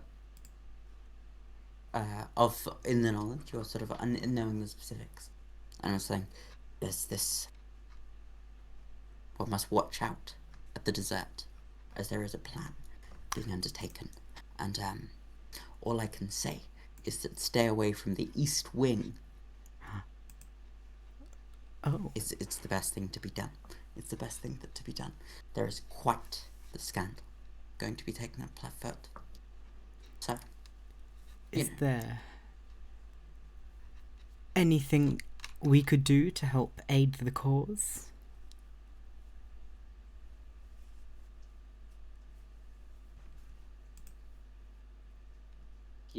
Yes, one thing we need to do is gathering. I would not recommend that you find yourself in the East Wing.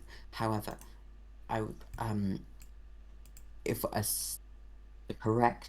a good number of those associated with the court were there to see it, then that would surely increase our possibilities. So therefore, yes, stay yourself away from there as much as you can.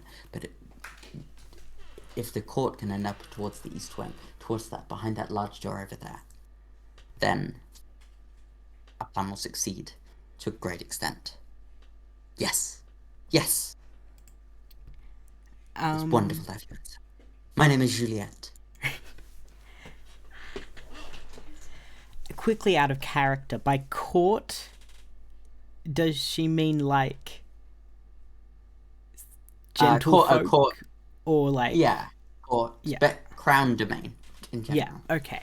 So this is, of the people you know who are here, it is Alapendia Yes. and Epiphany Johnson. Are there mechanics in Palace about spreading rumors, or are they just sort of used like resources? Yeah. You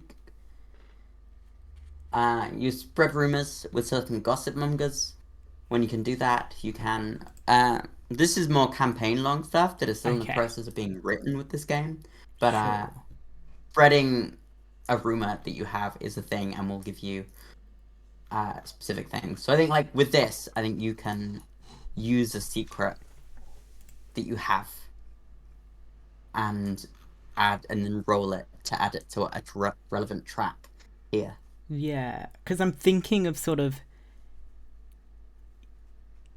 giving them the secret that Duchess Alapendia actually does have 2 left feet as sort of like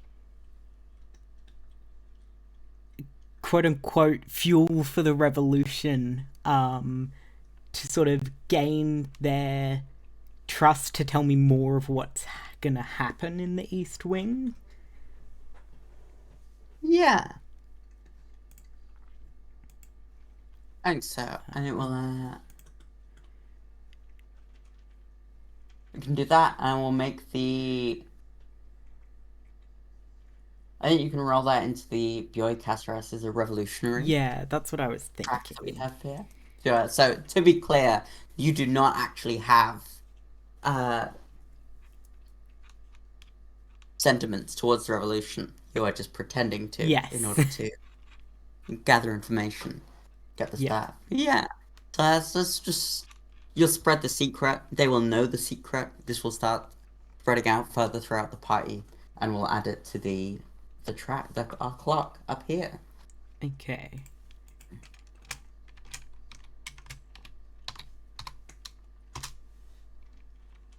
I got a 3. Hey. So yeah, I think they're there, and we're sort of there, and they're like, and you're just sort of telling them, whispering sort of about this, and they're like Elpentia, and they're like, yes, of course. Yes, that would explain why he was doing this, and then there's then this was happening with that, and then that was happening with this, and then sorry, I've got a sneeze. That's alright. And of course I'm back. not a cobbler, so I haven't made shoes for her, but I've made outfits she's worn before, and you tend to notice things when tailoring. Will come perfectly in mind. Well, to tell you, there is we have a certain artist on side. You know, there is a I'm sure if you know him. Her name is Medea. Medea. She is a true revolutionary. She has the heart of this planet. She is one of these soliloquists. You know, she has lived 1,000 lives, and she is here, and she is able to reveal the secrets of those who are found in this room. And we are getting here. We are getting here, and like, we do not want to find ourselves in that room, as everything will come out, but it will be one of the grandest reveals of secrecy in the history of Pallas. This will go down in the history books, and Casteress's name will be vaunted by the horrible, horrible things that have been said and have been going on during all of this. Delightful. I'll see you soon. I'll see you very soon. We will succeed. We will win!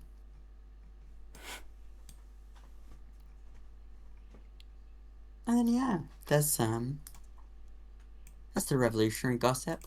That's what going there. Cool. I think what's I going need to on. get a particular disgruntled mathematician to go to the East Wing so I can see what's happening.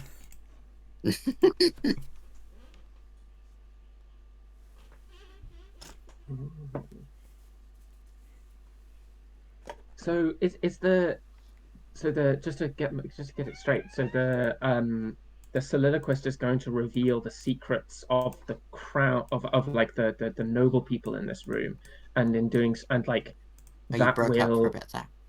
Oh, sorry. So the soliloquist is going to reveal the secrets of like the noble people in this room, and um that will make the academic look good by comparison, or is the yeah, I'm a little unclear as to the mechanism. A bit of both. Bit of a Cool. sort of, it's partially secret will be revealed, which it's in the equivalent of like money being lost in a place such as Palace as well, as they are sort of a grand resource. And then and yeah, and there'll be so much scandal and so much of all of these other things that and it thinks that some of these secrets are to do with people putting down, like detracting from Caceres. And it's like people say all these horrible, so all these things about fraud. But we know that Caceres is a true genius, and these rumors will be put to rest by all this coming out. Okay. Mm. And So the plan maybe doesn't make the most sense as a whole, but it's a big thing that's being done. cool. And also like this event will be that event will be talked about for ages, and so his retirement due will be just like will end up being one of the events of the season kind of a thing. Yeah. Sweet. Dope. Sneaky, Professor. Was it clear why they don't want to be in the room? Oh, just they don't want to reveal all of their secrets. Right, because it will reveal the secrets of everyone Yeah. present. Okay. Drama. All right. And so, if there was a way of, and so they're gonna have try and avoid. They're getting Caceres not being in that room, as they don't want all Caceres' secrets coming out. But you know, one could manipulate this in certain ways. I'm sure our patron would love Caceres to be in that room. You know, it could be It would. anything after all this, and we've learned various things, and there is a little jingle of a little bell that everyone can hear as the plates of all the starters are sort of taken away. The seating charts are all refreshed. Everyone has moved around. The three of you are able to sort of like reconvene to discuss everything that's going on, to make plans, to do all that. And we'll maybe do a little, I need to pee, so I might do a little 5-minute break Sounds at that. good. And we'll resume with the main course.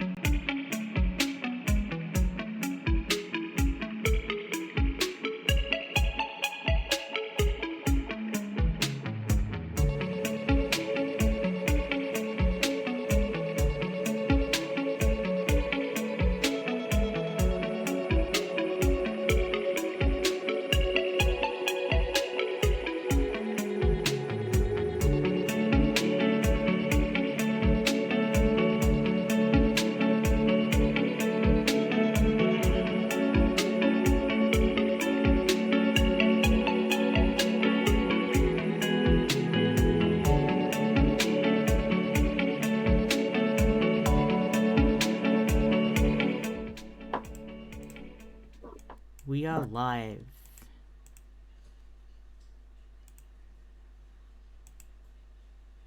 Gorgeous. Welcome back, everyone. We are at the retirement dinner of the esteemed Jean-Michel Bioy Caceres. We are learning things about this professor. We are scheming about this professor. We are scheming about many things. Always. All in all.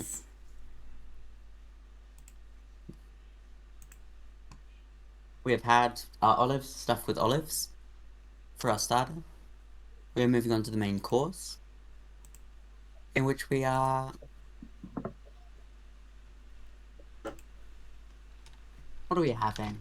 I feel some sort of strange concoction of birds. Like, there's birds within birds within birds within birds within birds. That's what we're eating. It's a bit of a throwback. Again, a bit of a more like classically inspired menu here. Universities change very slowly. But we're having a time. We're having a lovely time. We're eating our food. The main course has been served. Again, we have the white glove service. It's here. It's being offered out to everyone. And we have What think is with this, the main course? Turkey stuffed with chicken, stuffed with itself. Again, it's a little bit recursive. That's how they're able to feed so many people at once. Not quite a turducken. Yeah. It's a recursive turkey. Yeah.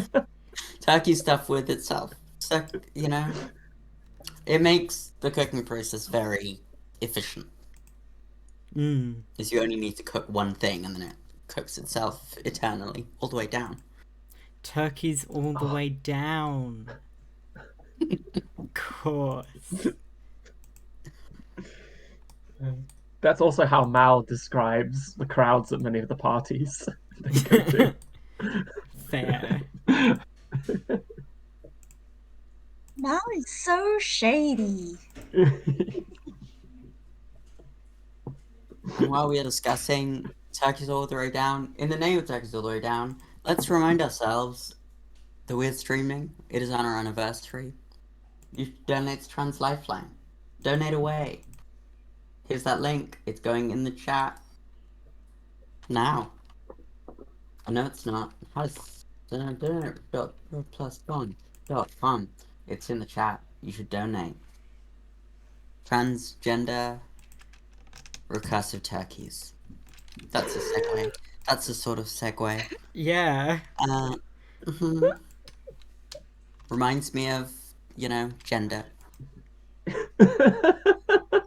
I'd say all our characters here have very specific genders, and we're all having a good time with it. And peer support will do it for you. So, we are here. We're in the main course. With Alapendia's request, Lottie's had a lot of attention. Everyone's like, "Oh, have you heard? There's a last-minute change to the performance lineup. Everything is happening." And I think you've all been summoned to the head table for this. You are up there at table 1. You are there. You have more cutlery than you did before. Of course. You have shinier plates. You have more confusing looking guests. There's someone in the corner who you're fairly sure is just...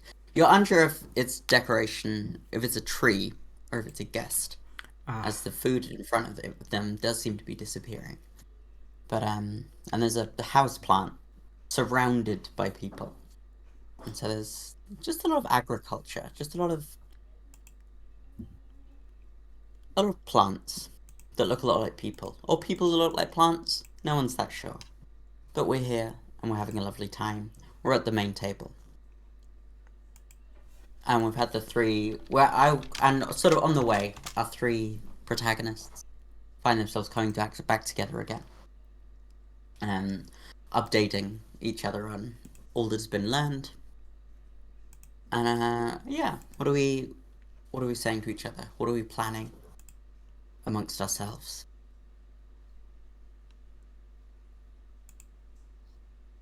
I think so. Mal would lay out that they, but based on what Anathemia has to say, I think Mal says Mal would say that they think they can get Casaras into the east stairwell as a on sort of like an aside. Basically, Mal says, I think I can draw them aside um, to investigate, to review their marriage contract. I see.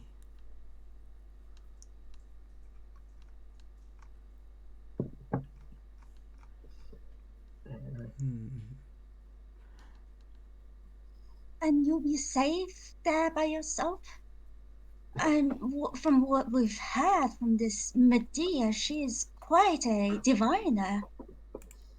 All who appear before her will not be spared. Them and their secrets, of course. I think You have to make sure that she does not see you. Mal turns to you, Lottie, and they say, Lottie, my sweet friend, my secrets are written on my face, or rather, my lack of it. This is a risk that I am more than willing to take, and I bow. I think there might be a way Is it to lure him to the East Wing without you needing to go inside. For context sake, one of my beats is to suffer major scandal fallout. So I am that's kind of where I'm going. That's maybe where I'm going with this, but also like I am very protectable against scandal is a thing. Okay. So I'm very happy to like immolate on this. Oh dear.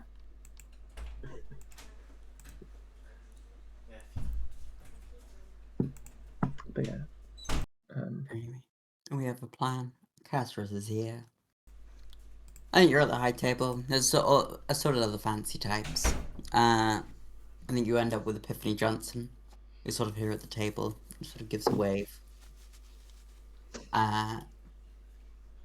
You're sort of maybe perhaps a seat or two away from Castros, but you can engage in conversation. And then there's assorted plant-looking folk in the corner, but we're seated once more. We're presented with this recursive turkey in front of you all. And dinner begins once more. There's chatter and sort of I think Claude sort of stands up in the corner and sort of dings and is sort of more quite visibly flustered compared to who it was before, and it's like, welcome once more. The main courses are here. This is a speciality of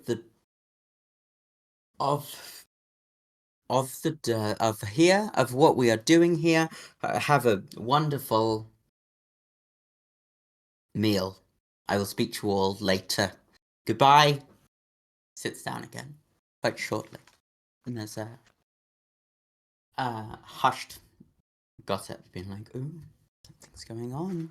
You know, I heard, something that I've been saying is and it's becoming increasingly like that something's afoot. And so someone you don't recognize is probably next to you, Anathemia, and has been like, I think the head of the department, that Professor Ingold, is hear she's up to something. I hear she's doing something. They're constantly fighting. She can't. She has just been beside herself that he's finally leaving. Funny thing all this, isn't it? Anyways, pass the cranberry sauce, please. Of course. And a impossibly long arm reaches across the table and passes it.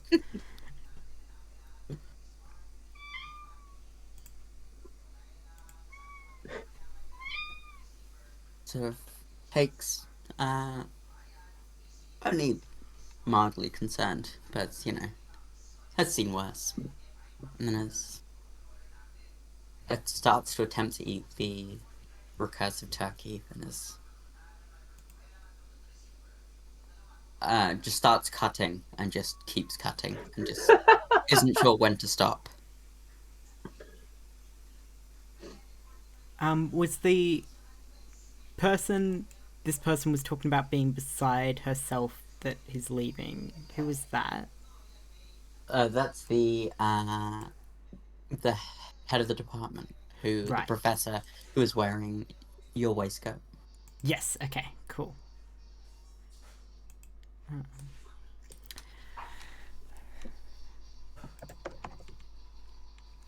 Beside herself in a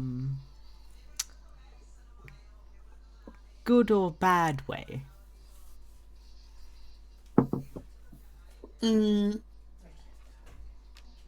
God, a little bit of both, to be perfectly honest with you. On the one hand, ecstatic that he's finally out of her hair. He's craves attention more than anything else in the world. Of course. And then but then also, all this attention, even more attention on such a huge dinner like this. It's hard to even. I think she can't decide herself, whether she's happy about it or not. I mean, perhaps in the long term it's good, but you're with such a recently departed grand person, star of the department, that sort of shadow is the sort of thing that comes over you for a very long time afterwards. Or very much the inflammatory thing. Well, you know how these academics are. Of course.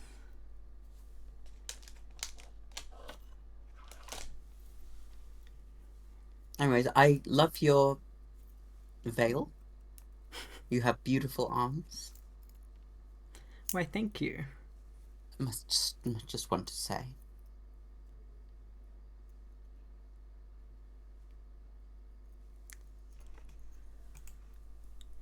And then Casper is sort of making some sort of Casper is sort of telling a sort of very long-winded joke about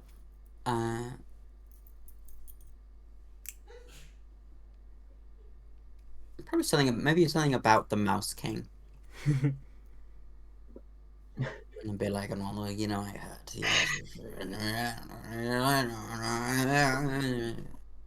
And sort of going on and on and on and on.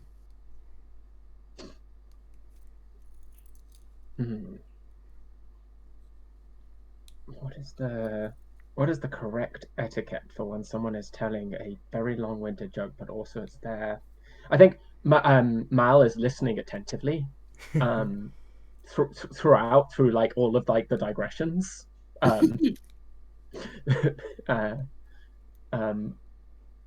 Yeah. Whenever Casares finishes, Mal is going to laugh Mal is going to laugh with extreme politeness.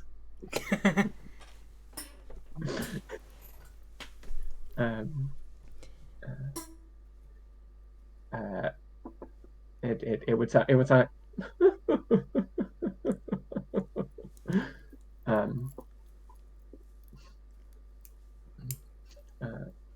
with the intention of being noticed, or with the intention of setting up something. With the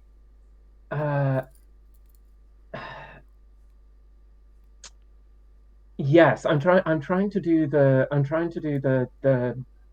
I'm trying to be as correct as possible in my response and do so very noticeably to the joke.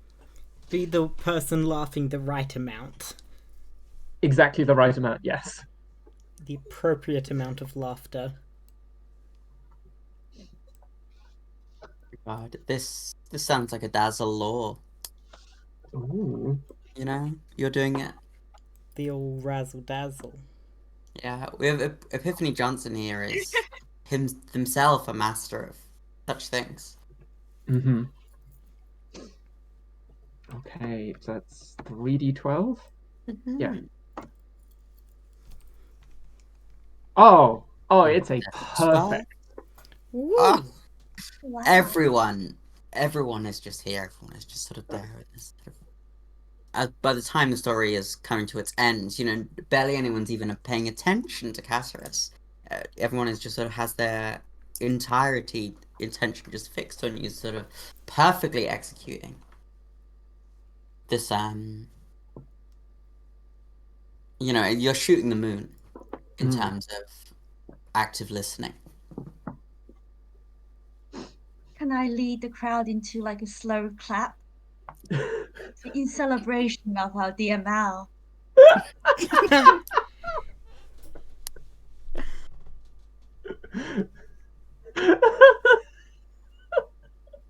So good. And it blossoms throughout I the raise room. my glass too.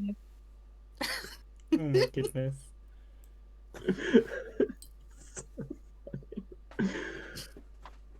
Oh gosh. And then just chat around the table. Like Epiphany Johnson just sort of gives a wink, and sort of there, and Castros is just sort of Castros is perhaps a little put off by having effectively been shown up, but appreciates such exquisite work to the extent where he's like, I don't believe we've met. An august man, an august personage such as yourself would, of course, not move so much in my circles. But I will admit to having admired your work routinely from afar. The application of mathematics to my humble profession is a sea change. If you forgive the terminology, a revolutionary act, indeed. Well, they say there's been times when the architecturists first complained when we effectively solved the problem of all that using our humble algebra. And this is the great thing about retiring, is leaving so many wonderful people to follow in one's work at the end of it. And this is just a start. I'm sure that by the time the world comes to its beautiful end, then everything will have been perfectly mapped out in mathematics. Pure, beautiful mathematics. But, they say it is as much as an art as a science, so such a perfect reception as that. It follows a model, but to see someone execute it so beautifully is a delight, is a treat, is fantastic. You do me much honor, sir. I'm sure that I am sure that in future you will be hailed as a giant whose shoulders upon which we all stand. I and I think like Mal maybe looks bashfully down at their hands at this point and says, "In fact, I wondered if it is not too presumptuous whether I might at a later point when you have a free and quiet moment, whether I might prevail upon you to offer your advice on a certain legal conundrum I have just been made party to. Your expertise in this matter would be much appreciated.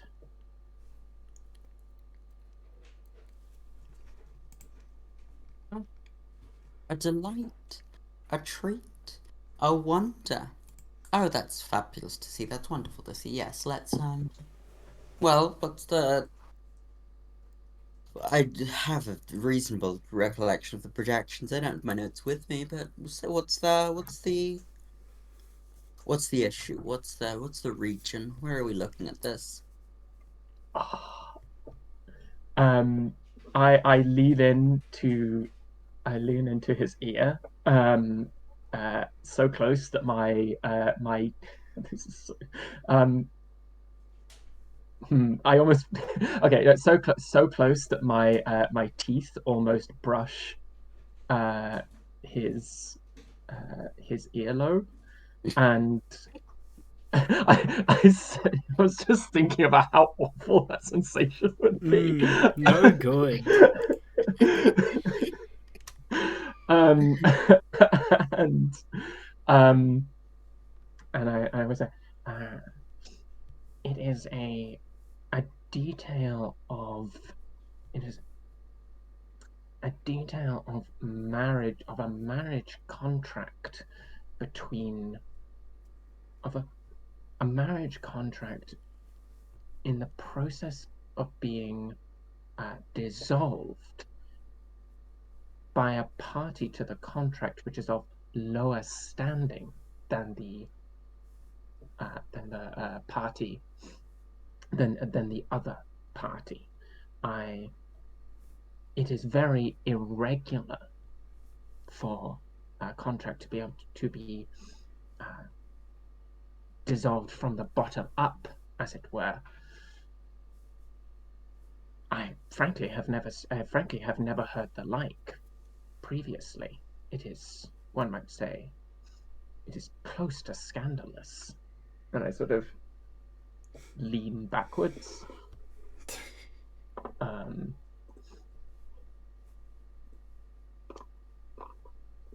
Eyebrows raised. Meaning, well, that does sound quite unusual.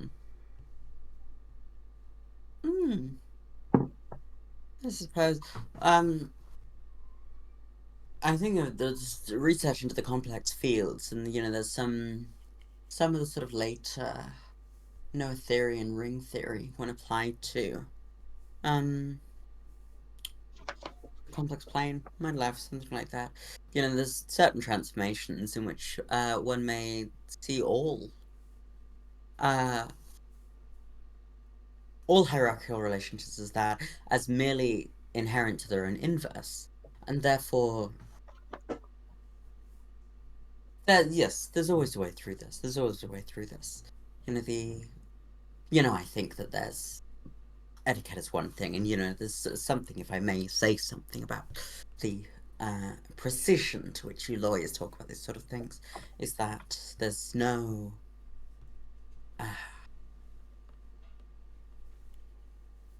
there's a longing for the taboo that I feel is present in all the fields of gossip. That the etiquette lawyer in the sort of slightly more constrained thing away from the Caesarian fields cannot quite access. But I'm sure that, yes, these mappings will provide a very simple solution to these sorts of problems. Yes, you know what? This is very exciting. This is very exciting, and it's clear from your response just now that you know exactly what you're doing. So yes, let's,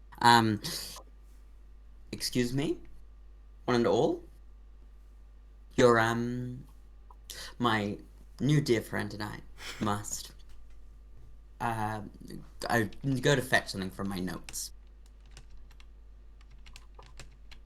And yeah, and he's ready to be off. He's ready to be off. Wowzers. Awesome. Can I would like to yes, I will hand over spotlight. I think I am I am happy with I am happy with that position. I do want to quickly check something.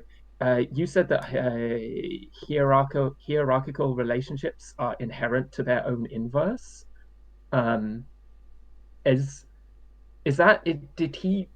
I know that was maybe you filibustering, but that sounds to me like he basically just said that hierarchy doesn't exist. Yeah, some people could interpret that from Oh my the way goodness, he said imagine it. being revolutionary. uh, Horrifying. I would Scandalous, like to. even. Yeah. I, Heresy could be read into it. God. Gossip can do a lot of things. And be like, do you know who just said this? Mm. Especially when someone is taking themselves away from the table, then let them chat about what has been said. There's perhaps an opening there. Mm. Yeah. Cool. I think that's I will leave a that bit of opening gossip Anathemia would like to share. I think just sort of as he stands up and leaves, leans in to the person next to her and goes, did you hear what he said about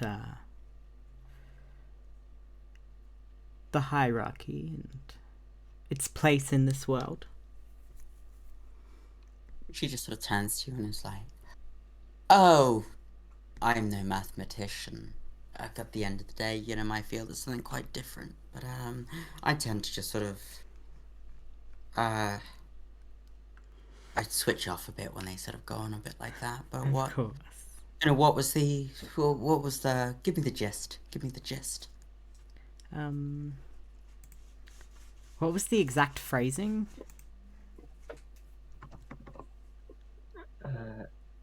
Oh, what did I say? Hierarchy is inherent to its own inverse, or something. Yeah. Yeah.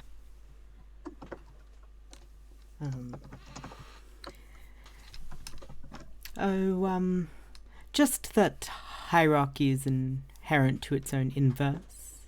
Hierarchy is inherent to its own inverse. I mean, you wouldn't be expecting such revolutionary things from a mathematician. No, that can't be right. That can't be right. I'll take some sort of gossip or perhaps philosophize role in order for you to get spreading this. Sure. As, What there domain? does seem to be this person's probably just bourgeoisie, since no one too special. I can do that. I can help you if you'd like me to. Sure. Yeah, if you I have the two of you but both. I have philosophize.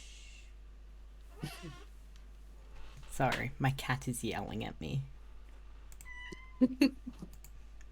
Oh, poor kitty. He wants me to play fetch, but he keeps not bringing the ball back.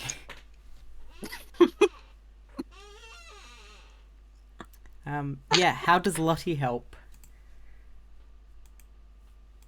Well, I have a canvas of a dress that needs to be filled. And if you have the thread for it, you can embroider the professor's theorem onto my dress, up the front, down the back, for everyone to see. And I can just walk around with my my platter of foods and mingle amongst the crowds and let them, I Yes. suppose, form their own impressions of what being said and being spread about the room. Is that a good idea? And when they ask, I'll simply attribute it to the host of the party, or what I've heard from the host of the party. After all I've brought to this event, to this gala, including this dress, is, a tribute to him and his works. Sounds good to me. Yeah.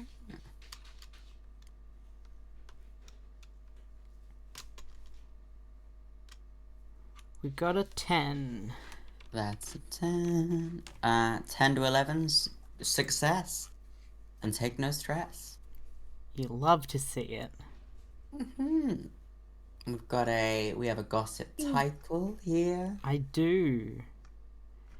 So that's a D6.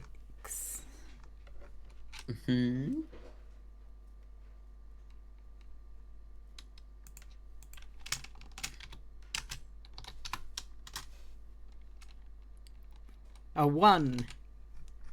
Let's go. Slowly but surely. We're getting places.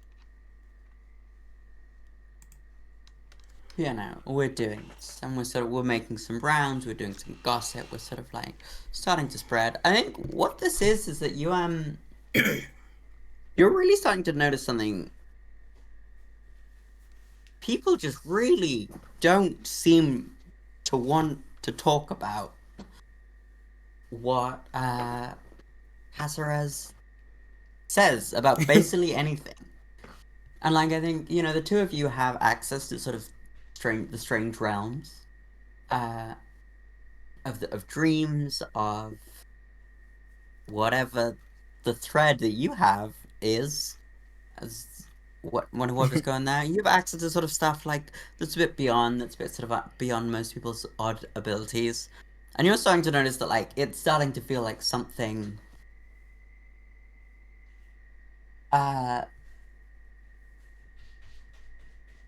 yeah.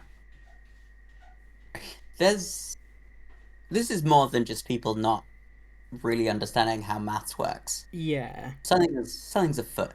Something is afoot with how this is all coming together. And just in terms of how it just seems to sort of bounce off the people you're telling this to.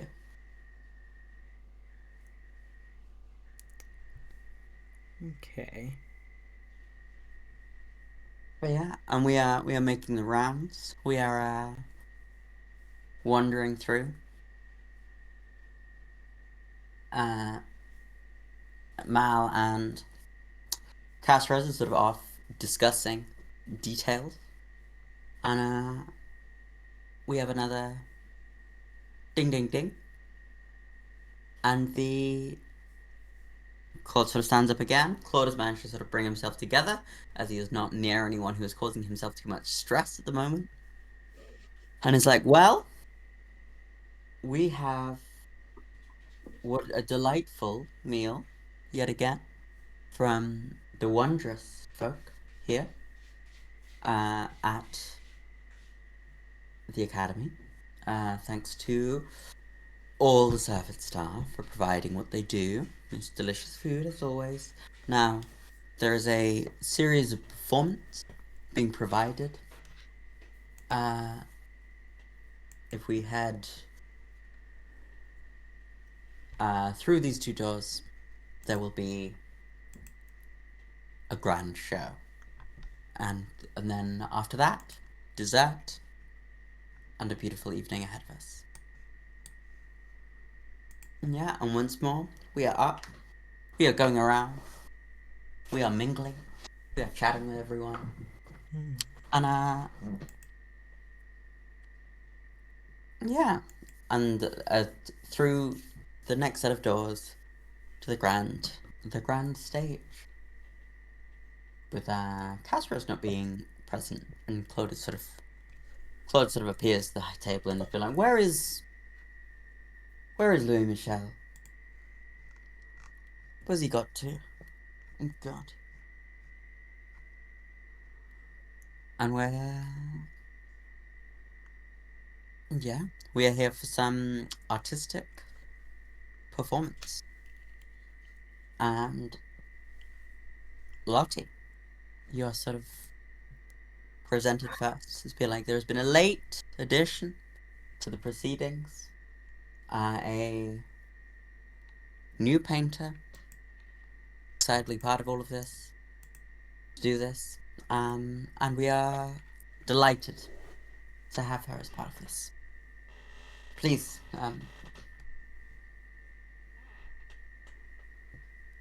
who are you?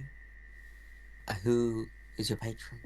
What will you be performing? What will you be producing and displaying for us today? Lottie almost stumbles with her impossibly long dress and its impossibly long train for a curtsy. I am my name is Little Lotte de la Fille, a descendant, a daughter, a adherent of the great de la Fille, the endless the weaver.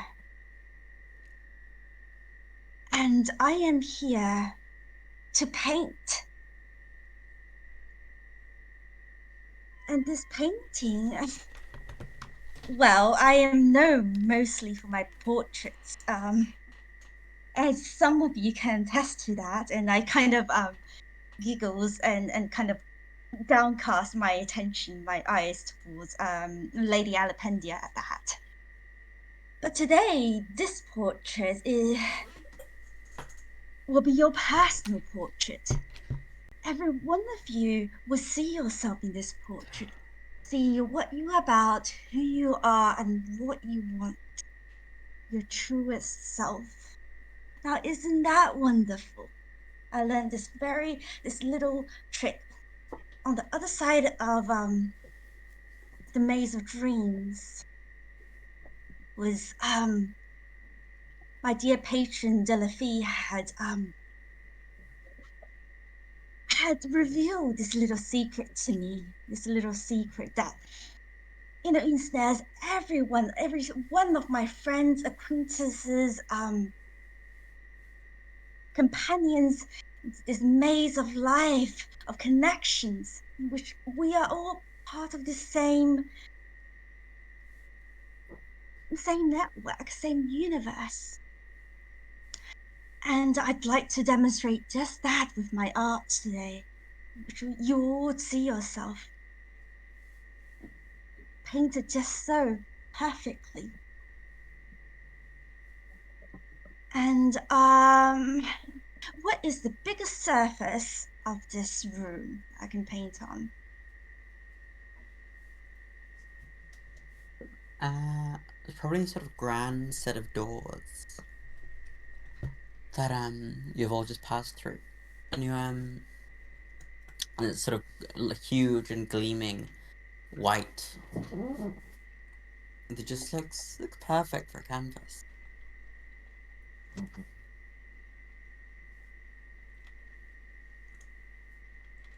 And now I need a medium, some sort of paint, some sort of pigment, and I need every one of you, my audience, my beautiful audience in front of me, to provide something of your own for me to paint with. Starting with you, sir. I kind of gesture to the host's husband, doctor. The doctor there can bring me some paint or pigment or anything rather that I can work with. And it's like, well, what do we have? Sort of reaches into pockets, sort of does there, and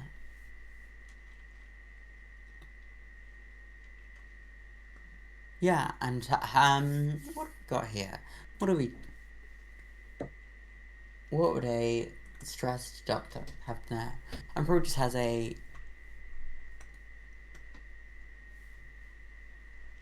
just a notebook that is full of just sort of assorted, very tightly color coordinated diagrams of how the sequence charts work, and how the movements of each person between each seat and chart work, and then attempting to map that into some sort of using the Khazarian field, fails, scribbles it out, and then it's like, ask Jean-Michel about this, and then no more after that. But and it's sort of all in the end, it's been like a couple more notes, and then just being like, ugh, blasted man, horrible man.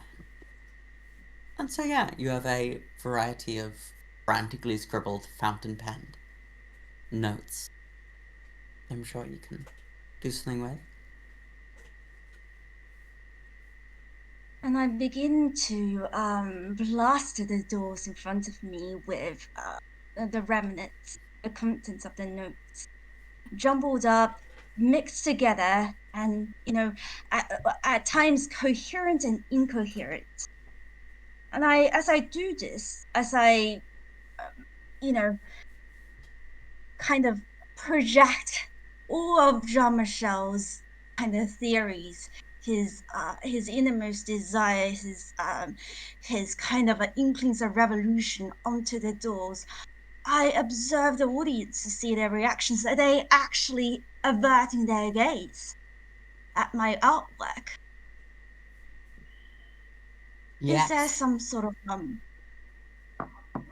interesting?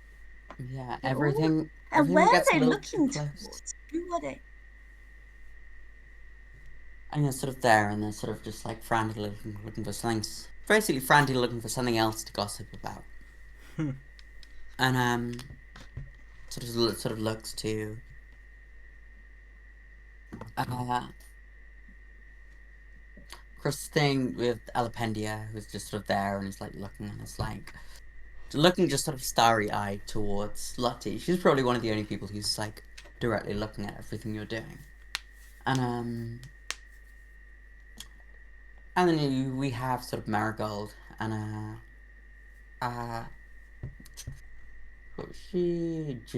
Juliet, sort of in the corner, and they're there, and they're just sort of doing, and they're sort of frantically looking from one to the other, and then they see sort of the professor, the head of the department, is there like,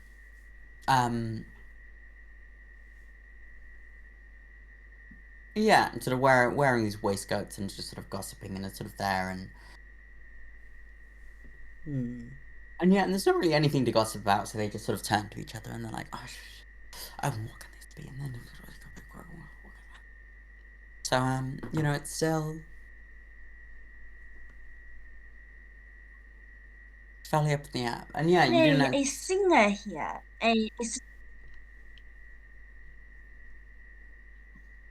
Sorry, please go ahead. a singer. Yeah, I mean, there's we have the sort of other artists, and you see this sort of crystallized woman, sort of to the sort of side of the stage, who is there and is just sort of like looking at you, and like there's clearly a sort of observing. But yeah, then the one thing you sort of get from all that is that like anything that does get a little too close to the details of Castrus's work is when people are like turning to look at each other, turning to sort of gossip rather than actually paying attention to it. Is Well, go ahead, please. is the Professor Ingvald talking to anyone in particular? Yeah, I think it's probably the sort of very gossipy woman who was sort of there with sitting next to Anathemia, sort of at the head table, and it's sort of there, and it's the two of them, and it's like, and they're just sort of there, and you're like, yeah, they're just sort of chatting between them.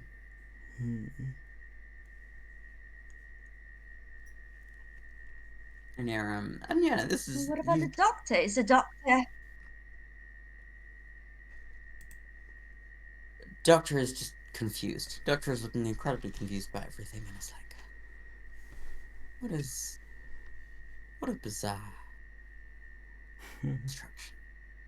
and sort of there, and it's sort of there, and it's like just trying to look at that, and it's trying to look at you, and then he's wondering, and then it's just sort of looking around and being like, where is my husband?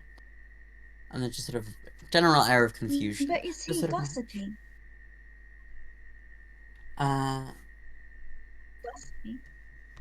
he's found someone to gossip with. Yes, he's sort of there, and he's like, he sort of reaches for his notebook to just sort of write something out, and realizes that he's given it to you, and then just sort of frantic.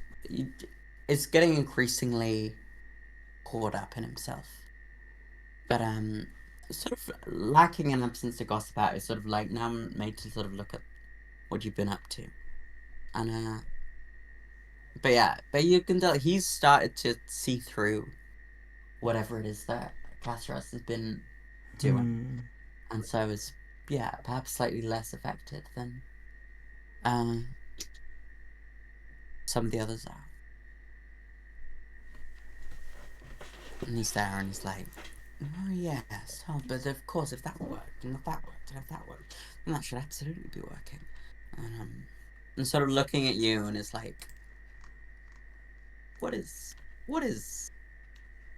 are we all up to? What's going on here? And just sort of maybe just sort of like it's close enough to have handed you the notebook, and it's like, what is the meaning of all this? What are you? Is there something else that could be offered here? What is your intention? What are we doing?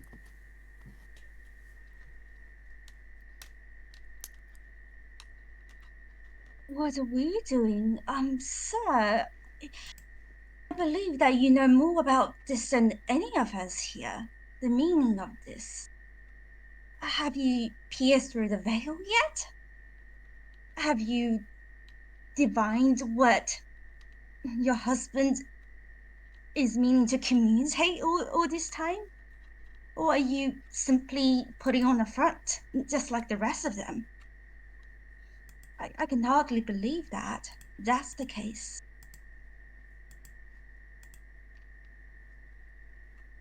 If you stay with me, I'll need you for the final performance. Yes? Yes. Can you understand what's going on here? You know what everything's been up to. That this is that patron of yours. You've been put up to this. Yes. Go on. Let's see all of it. Let's see everything that's happening.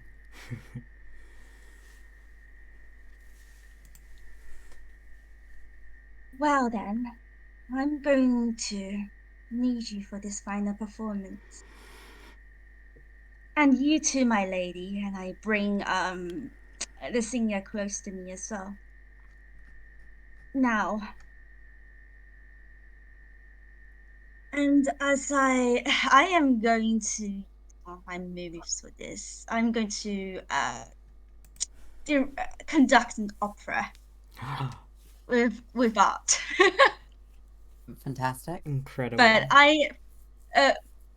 the libretto is kind of pieced together from the professor's notes, but the music I will provide myself, the music I am going to bring forth into this material palace from my dreams, and it's the same tune that I've been dreaming about for all of my life. That is my daydream. I can bring them into the world with a concoct plus revolution roll. Each of them counts as a D6 controversial title. And I'm going to bring the lullaby, or the aria rather. So we have an opera singer here. Yes. Let's see. I do not have revolution, but if any one of you have revolution, I do now because I put a snake in my corset.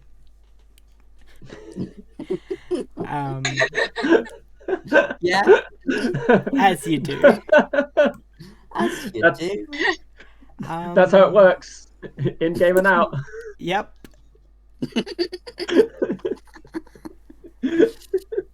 I'm not sure how I can help.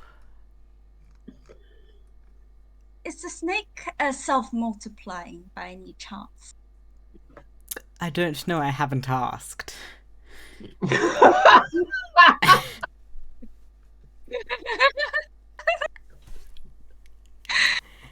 Um. Gosh, how is the snake self multiplying? Sounds like the snake is self-multiplying. What do you need a self multiplying snake for, Lottie?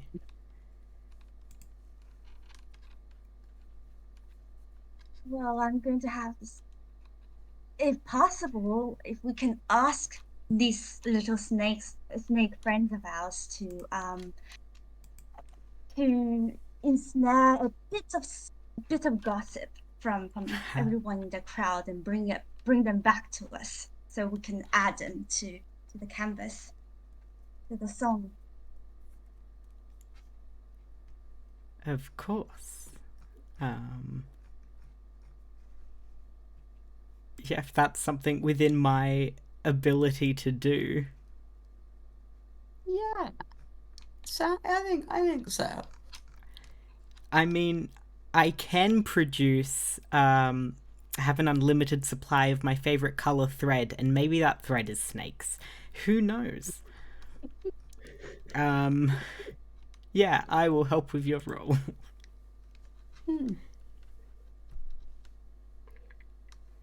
We're on a 3d12. Very much. All right. If this doesn't work, it will be really funny. It will be absolutely hilarious. Just a riot. I got 8. We've got an 8. That's a success. We've got a little scandal, but you are right in the middle of basically this entire party. So this is gonna be quite a big one. Let's gonna call this this is affecting your name. You know, this is a big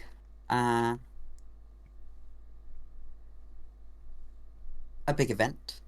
So do a 1d10 name.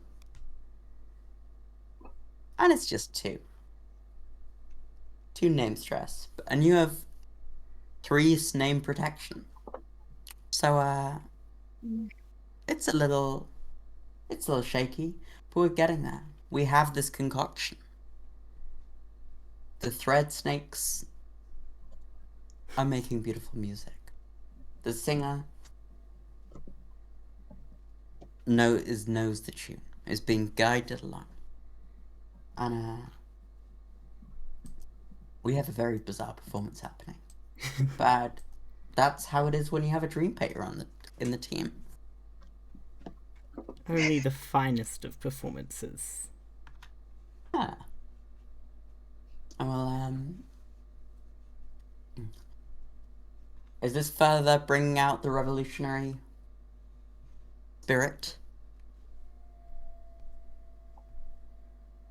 Is that what this aria is telling the world? If not, then it will be a great scandal. Either people will be interested, morbidly curious, or they will reject it outright, amongst the conservatives in the party. Either case, it will be a riot, it will be chaos, and that's what we want here. We want people to be confused, we want people to be riled up, be scandalized. Delightful.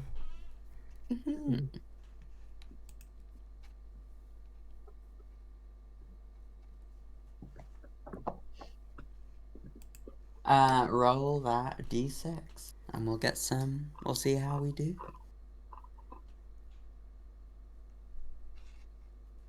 Alright, let's see.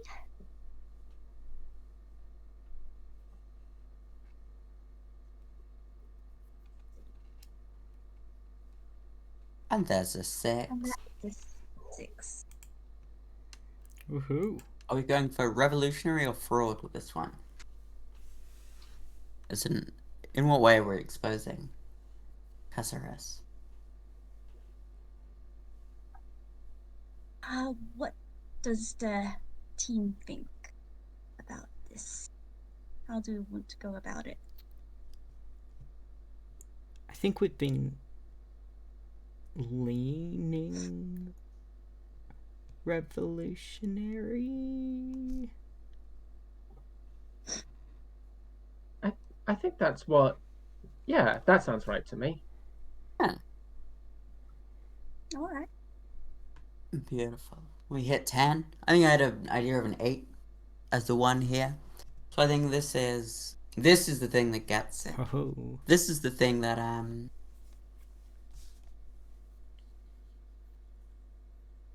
with the power of the dream, we're sort of snapping.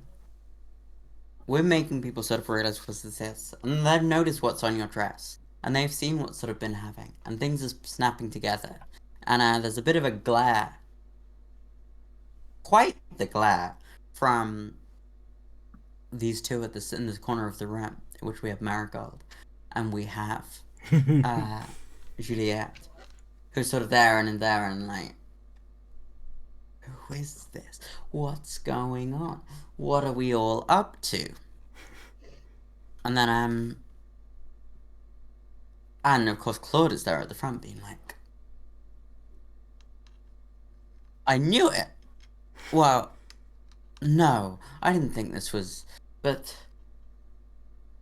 And then, and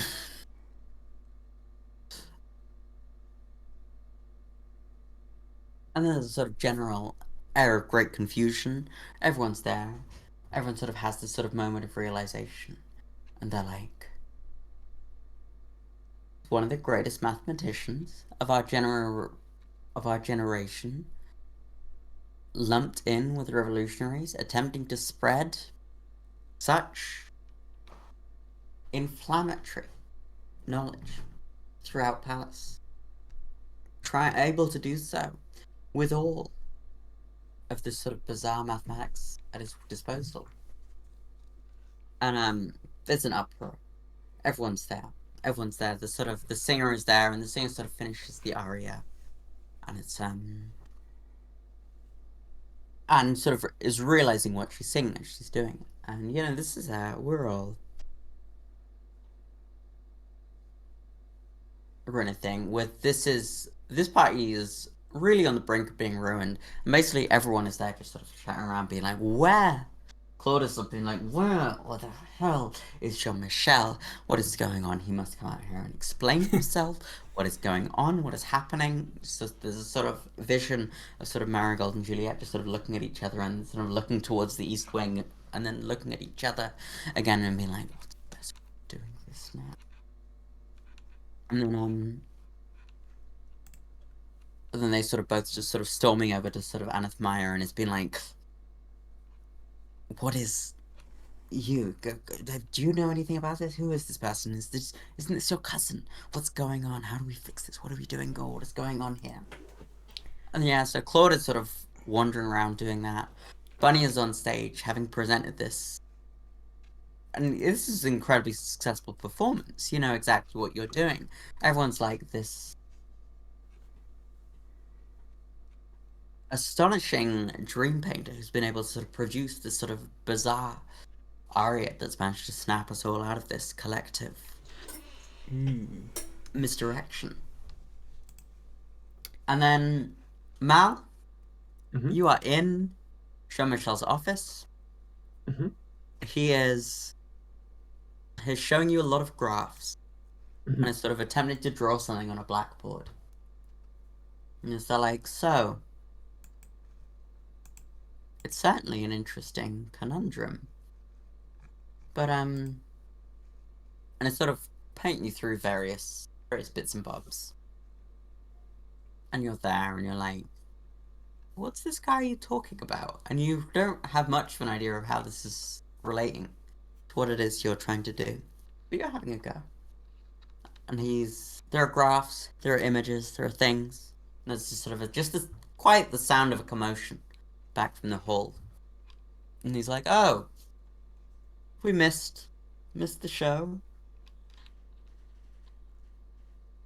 as far as I'm concerned, the show has been entirely in here. I would like to roll to see if he has been talking. He has. I'm assuming that he has like presented a solution to my conundrum. Yeah. I want to sort of assess it to see if it's absolute bullshit. Yeah. Um, That sounds like a philosophize. ooh, nice. Philosophize law. I love to hear it. Sort of thing you're good at. This seems like the sort of thing you would be able to do. Seems like it. Oh, but I cannot. Seems like it. Seems like it would be, but that's the 1, 4, and 5 there. Perhaps not so much. I assume I'm falling victim to the same sort of cloudy, like I can't really think too hard about what he's telling me. That's affecting the rest of the party. And we're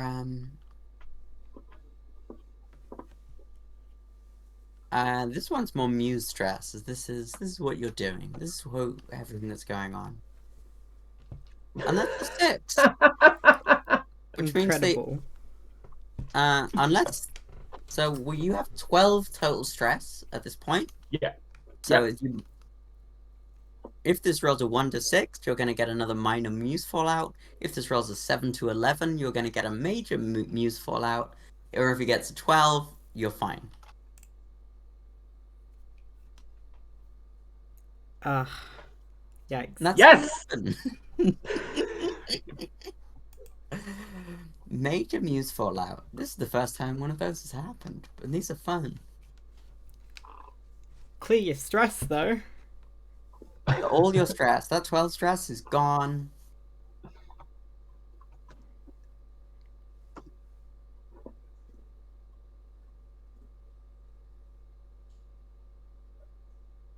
We have vivid imagination is a fun one. A guest out of your imagination comes into being and inserts himself into your life. The Mouse King is here. Incredible. Yes.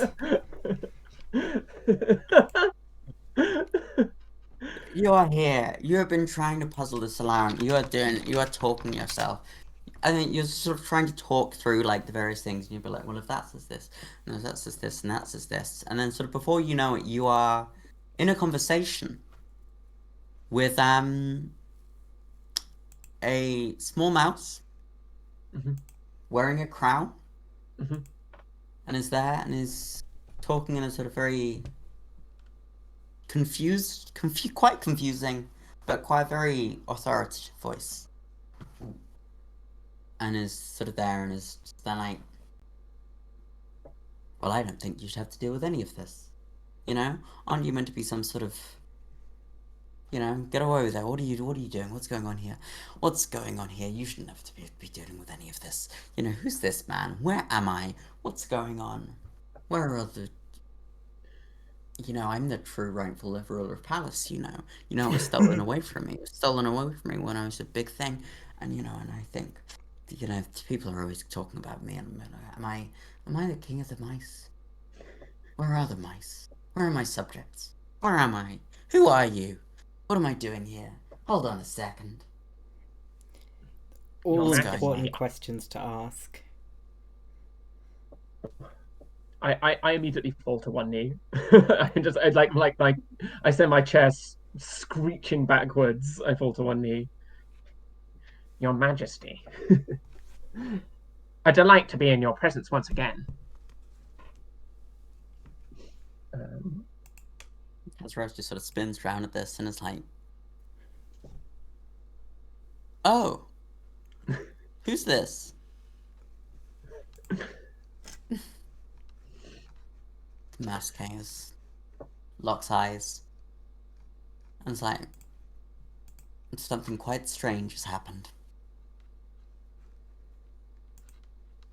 Something very strange has happened indeed.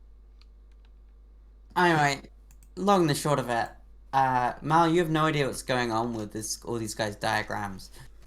You assume it's right. You're like, you can't follow what he's saying, but it seems correct to you. And yeah, the Mouse King is here now, and you're Can the Mouse King only be visible to me? And so yeah. it looks like I just have started bowing to no one. Yeah. Mhm. Uh-huh. Love it.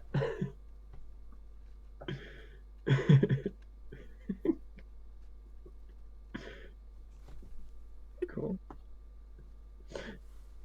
I hiss to the professor. What are you doing? There's a royal present. Um, I, I imagine he maybe starts. I'm sorry, I shouldn't say. No, go ahead. What? I was just sort of imagine he starts maybe backing out of the room slowly. It's like, mm. And he's off. He's gone. And we're another Maya. You're being accosted by these two revolutionaries who are Yeah. not complaining about your cousin to you. Um, I did not even know that Lottie was performing tonight. You cannot expect me to have any idea of what she was planning to do.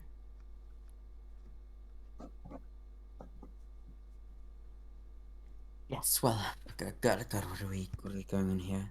What are we, there's still a way to, this is going here, but if this has come out, and then we're doing that, and then trying to do that, and we're like, well, no, the plan can continue, we just need to, expose greater secrets in order to, make all of this work. Yeah. We need to get it. Overshadow Yes, get Madeira in the room. what has been done here. There's an idea. There's Medea's there in the East Wing. We'll get there. We'll Perhaps the head of the department would have some scandalous secrets to share if you could lure her into the East Wing. yes, we'll do that. We'll get all this together. We'll find Elapendia. Find the Johnson. Find Johnson. Find the head of the department. Gather them all there, and we'll make a night of this yet. We'll make a success of this yet. It's going to work. Marigold, get the snakes. Get the snakes. And they just sort of go wandering sort of off in order to sort of do that. And what's your plan? I don't know. We've got 20 minutes left of this game. Several things could happen at this point. I think Anathemaya's curious as to what would happen in the East Wing, and also knows that Delafil wants excitement and status, and what is more exciting than spilling the secrets of multiple upper class echelons?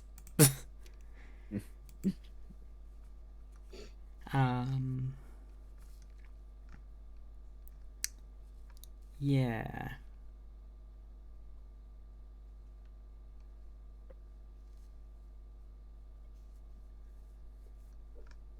Very good. What's the best way to do this? We're bringing. So we have. Kazra's going into the East Wing. You have there's a bit of a commotion, but people seem easily lured. Bunny is still on stage. So perhaps it's at a good position to get people moving. That is true. I might join Lottie on stage and say perhaps you could direct people to the East Wing for the next performance. Lottie is still quite dazed. Her hands are gesturing as a conductor would in the air, kind of mindlessly. And after a few seconds of, quick blinks, oh, yes, of course, cousin. This way, ladies and gents, and everyone beyond the binary, follow me. If I can rally the crowd with me, with my music, as a really weird Pied Piper, really weird variety.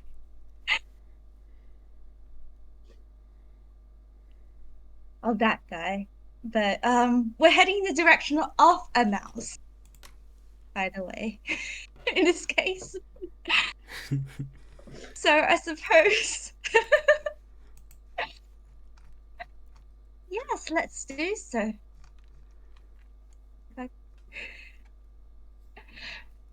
With there, it's Um go ahead.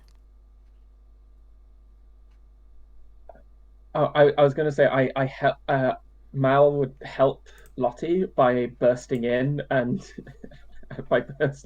yelling, yes, yes, we must move over there. The Mouse King commands it.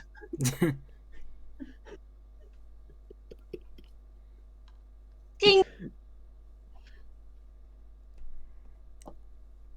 We're moving. I'm not sure what role this could possibly be.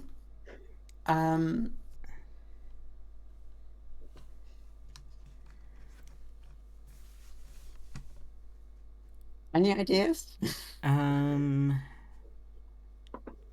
What is this? We're in a sort of bourgeoisie sort of place, so we're sort of around there.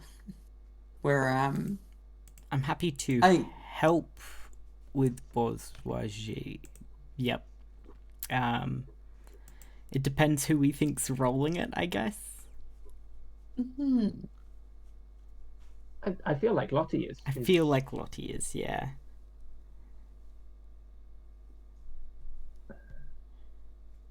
Is it mask? So what would the skill be in this case?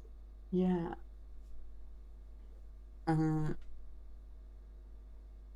Potentially dazzle for commanding the attention of a crowd.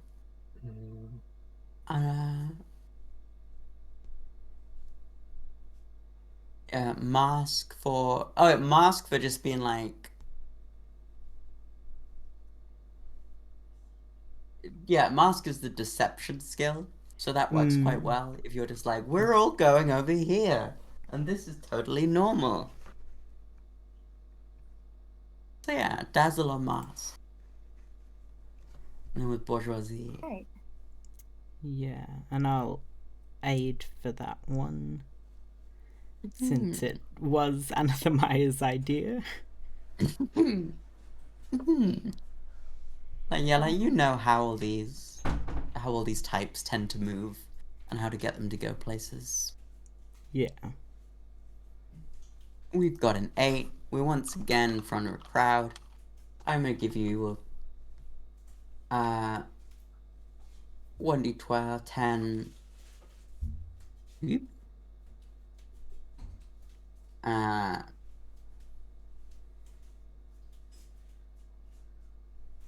This feels like a scandal stress. I rolled a 10 on the scandal dice. We'll do a little fallout. Let us see. So take 8. Take 8. Okay. 4 on the fallout. And how much stress do I get for helping? Ooh, yeah. 1d10. You get 6. You have 1 protection in that. 5. So you both are getting minor scandal fallouts. Okay, well, get rid of that stress and get some fallout.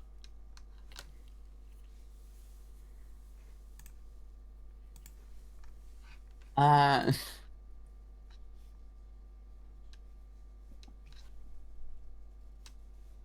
this one is very relevant. I think we have bad karma. An embarrassing past misdeed comes up at the worst time. And unwanted, you are thrown out of the room you're currently in. Oh no. Who gets which? Which is, I think this says, this is one of you getting... I think this is potentially... You know what? Let's give you both bad karma, as I think you both end up in the East Wing with Medea. And there Oh, are secrets no. about you. There are always secrets about you going on. Oh dear. And so, this we are ending up. We have the soliloquist, Medea, who sort of, as Caceres arrives in the room from one end, as we have Malarismon sort of approaching with the Mouse King, who is actually here, is just sort of fading into existence now, and is now sort of spectrally appeared inside Malarismon's skull. Mm-hmm. So just mildly terrifies everyone, but the secrets are all coming out. So,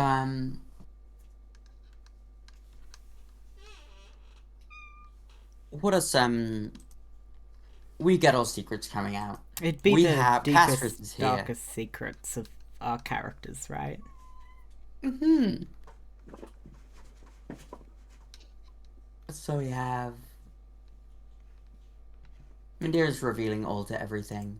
We are revealing that Maya's heart still exists, and exists in an ornate golden snuff box. We have that Lottie's hands are destined to join those of Delafell. We learn that Caceres has connections amongst the dreams himself, and has been using this in order to basically dazzle the entire world. Oh. And which is a bit of a surprise to Marigold and Juliet, who find themselves also haven't been under that. And it really is quite the kerfuffle, all in all. The Mouse King is revealed to be an imposter.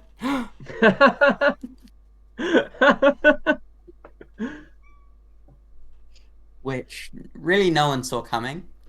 But everybody knows that now. There will be scandals throughout PALLAS coming from this. And so, ultimately, just one little professor having been a bit of a revolutionary. It's maybe not the biggest secret coming out here. I think Alapendia's here. Alapendia's feet are revealed. That was already being gossiped about. But, Yeah. I think we cut this. We cut from the scene of absolute chaos of Medea sort of bringing forth her 1,000 voices, spilling the secrets of everybody in the room, to you, the three of you once again in the same room we saw earlier, in front of Delafell. And we see the hands emerging from behind the tapestry. We see a sort of, in the process of weaving a sort of depiction of what went on at the party. And do you think Delafell's pleased at everything that's... I mean, it certainly was an exciting party. A lot happened. Yeah, truly almost a fiasco style ending of us all getting our deepest secrets spilled out, but it's fine. Oh, I think personally, I feel like it ended wonderfully, says Mal, whose secret it seems like didn't get revealed. The Mouse King sort of jumped ahead. Um, Also, the mouse is still inside Mal's skull, and it's now wearing a little lawyer's wig. Oh, Uh, yes. and I've also managed to recruit and I've also managed to recruit a very promising new apprentice, managing to fool everyone for decades into being a king. Just demonstrates a truly an excellent grasp of etiquette, especially for a mouse.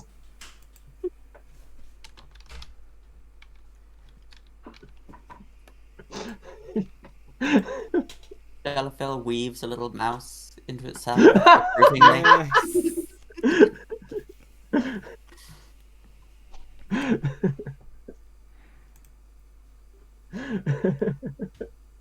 And our dear cousins, how are we feeling? Um. Hmm.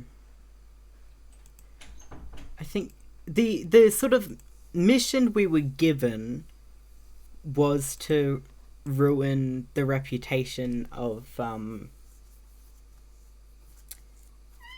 Caceres, right? Mhm. I mean, we did do that. We just also Yeah. caused a lot of other chaos as well. Um,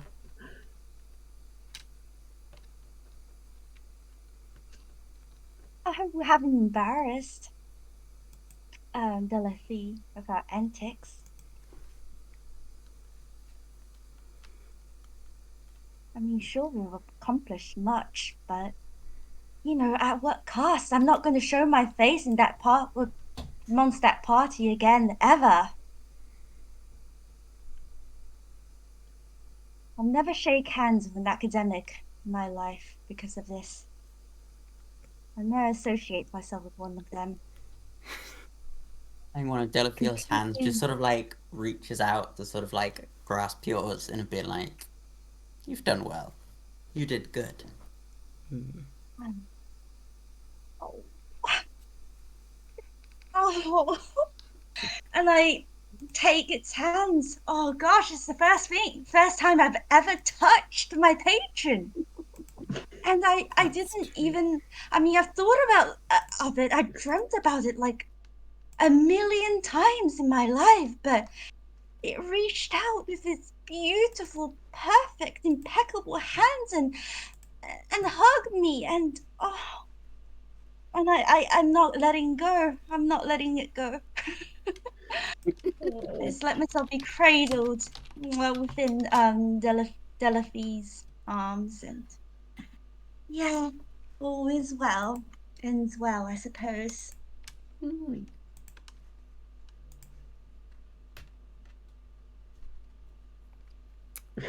And Anathema. I think upon seeing this, Anathema is like very proud of Lottie in that moment, and of her wonderful performances at the party. Um, and I think she bows to Delafil and is sort of like internally thinking of I think part of her's thinking of outfits she can make the mouse, but the other part of her is thinking of like sort of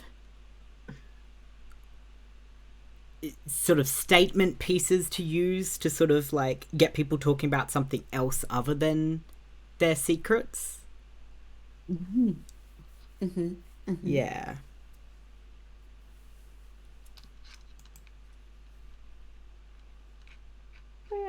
all in all, it seems the gang would stick together. Seems to work as a crew. Yeah. And yes, the professor, the head of the department, is sort of quite pleased about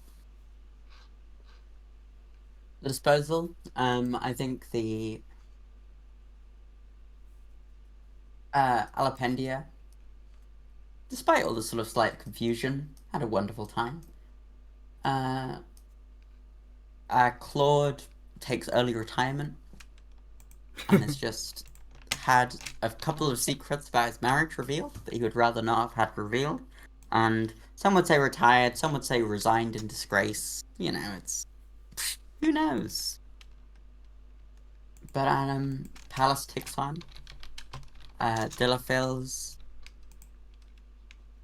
weaving itself further into the very fabric of Pallas.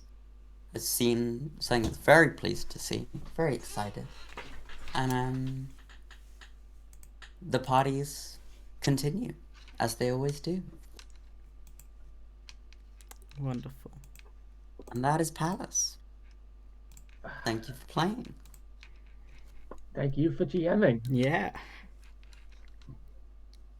Indeed. We did well. It is 57. We have time to do outros. This is the 4th anniversary of Roll Plus Bond, the little RPG community we're a part of. We are raising funds for Trans Lifeline. It's an amazing non-profit based in the US about providing peer support and financial support to members of the trans community. And I've been Vivian Holmes. I wrote I'm in the process of writing this game alongside Alicia Vitral, who's been organizing a lot of this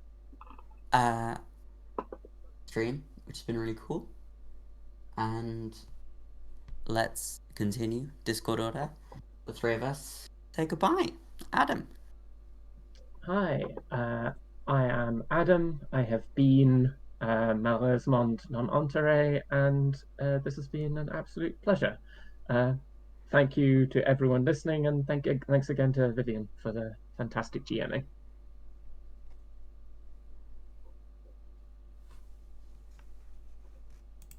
Hello there, my name is Bunny, and I've been playing a Lottie de la Fee for the last 4 hours for you all. And I'd like to thank everyone in the audience for listening and sticking with us. And of course to Vivian for hosting and writing this beautiful story for us to play around in. Thank you again. Hope you all have a great rest of your days, wherever you are. And I have been and will continue to be Remus. You can find me places at the Lost Larrikin. I was Anathemia de la Ville. And thank you to Morning for donating $69. Nice. Yeah. Rude. Bad etiquette.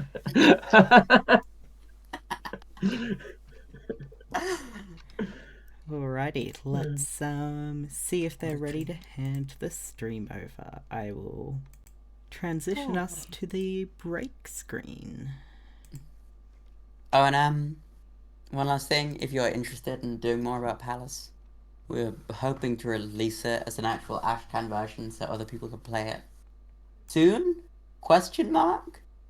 But if not, there's a playtest server that DM me on Discord. I'm Ocean1212W. And I can add you to that server. Awesome. Stay tuned for Just a Car next. I don't know anything about it, but have fun. More lawyers. More lawyers, More incredible. lawyers. That's what you want, really. A real theme for the day.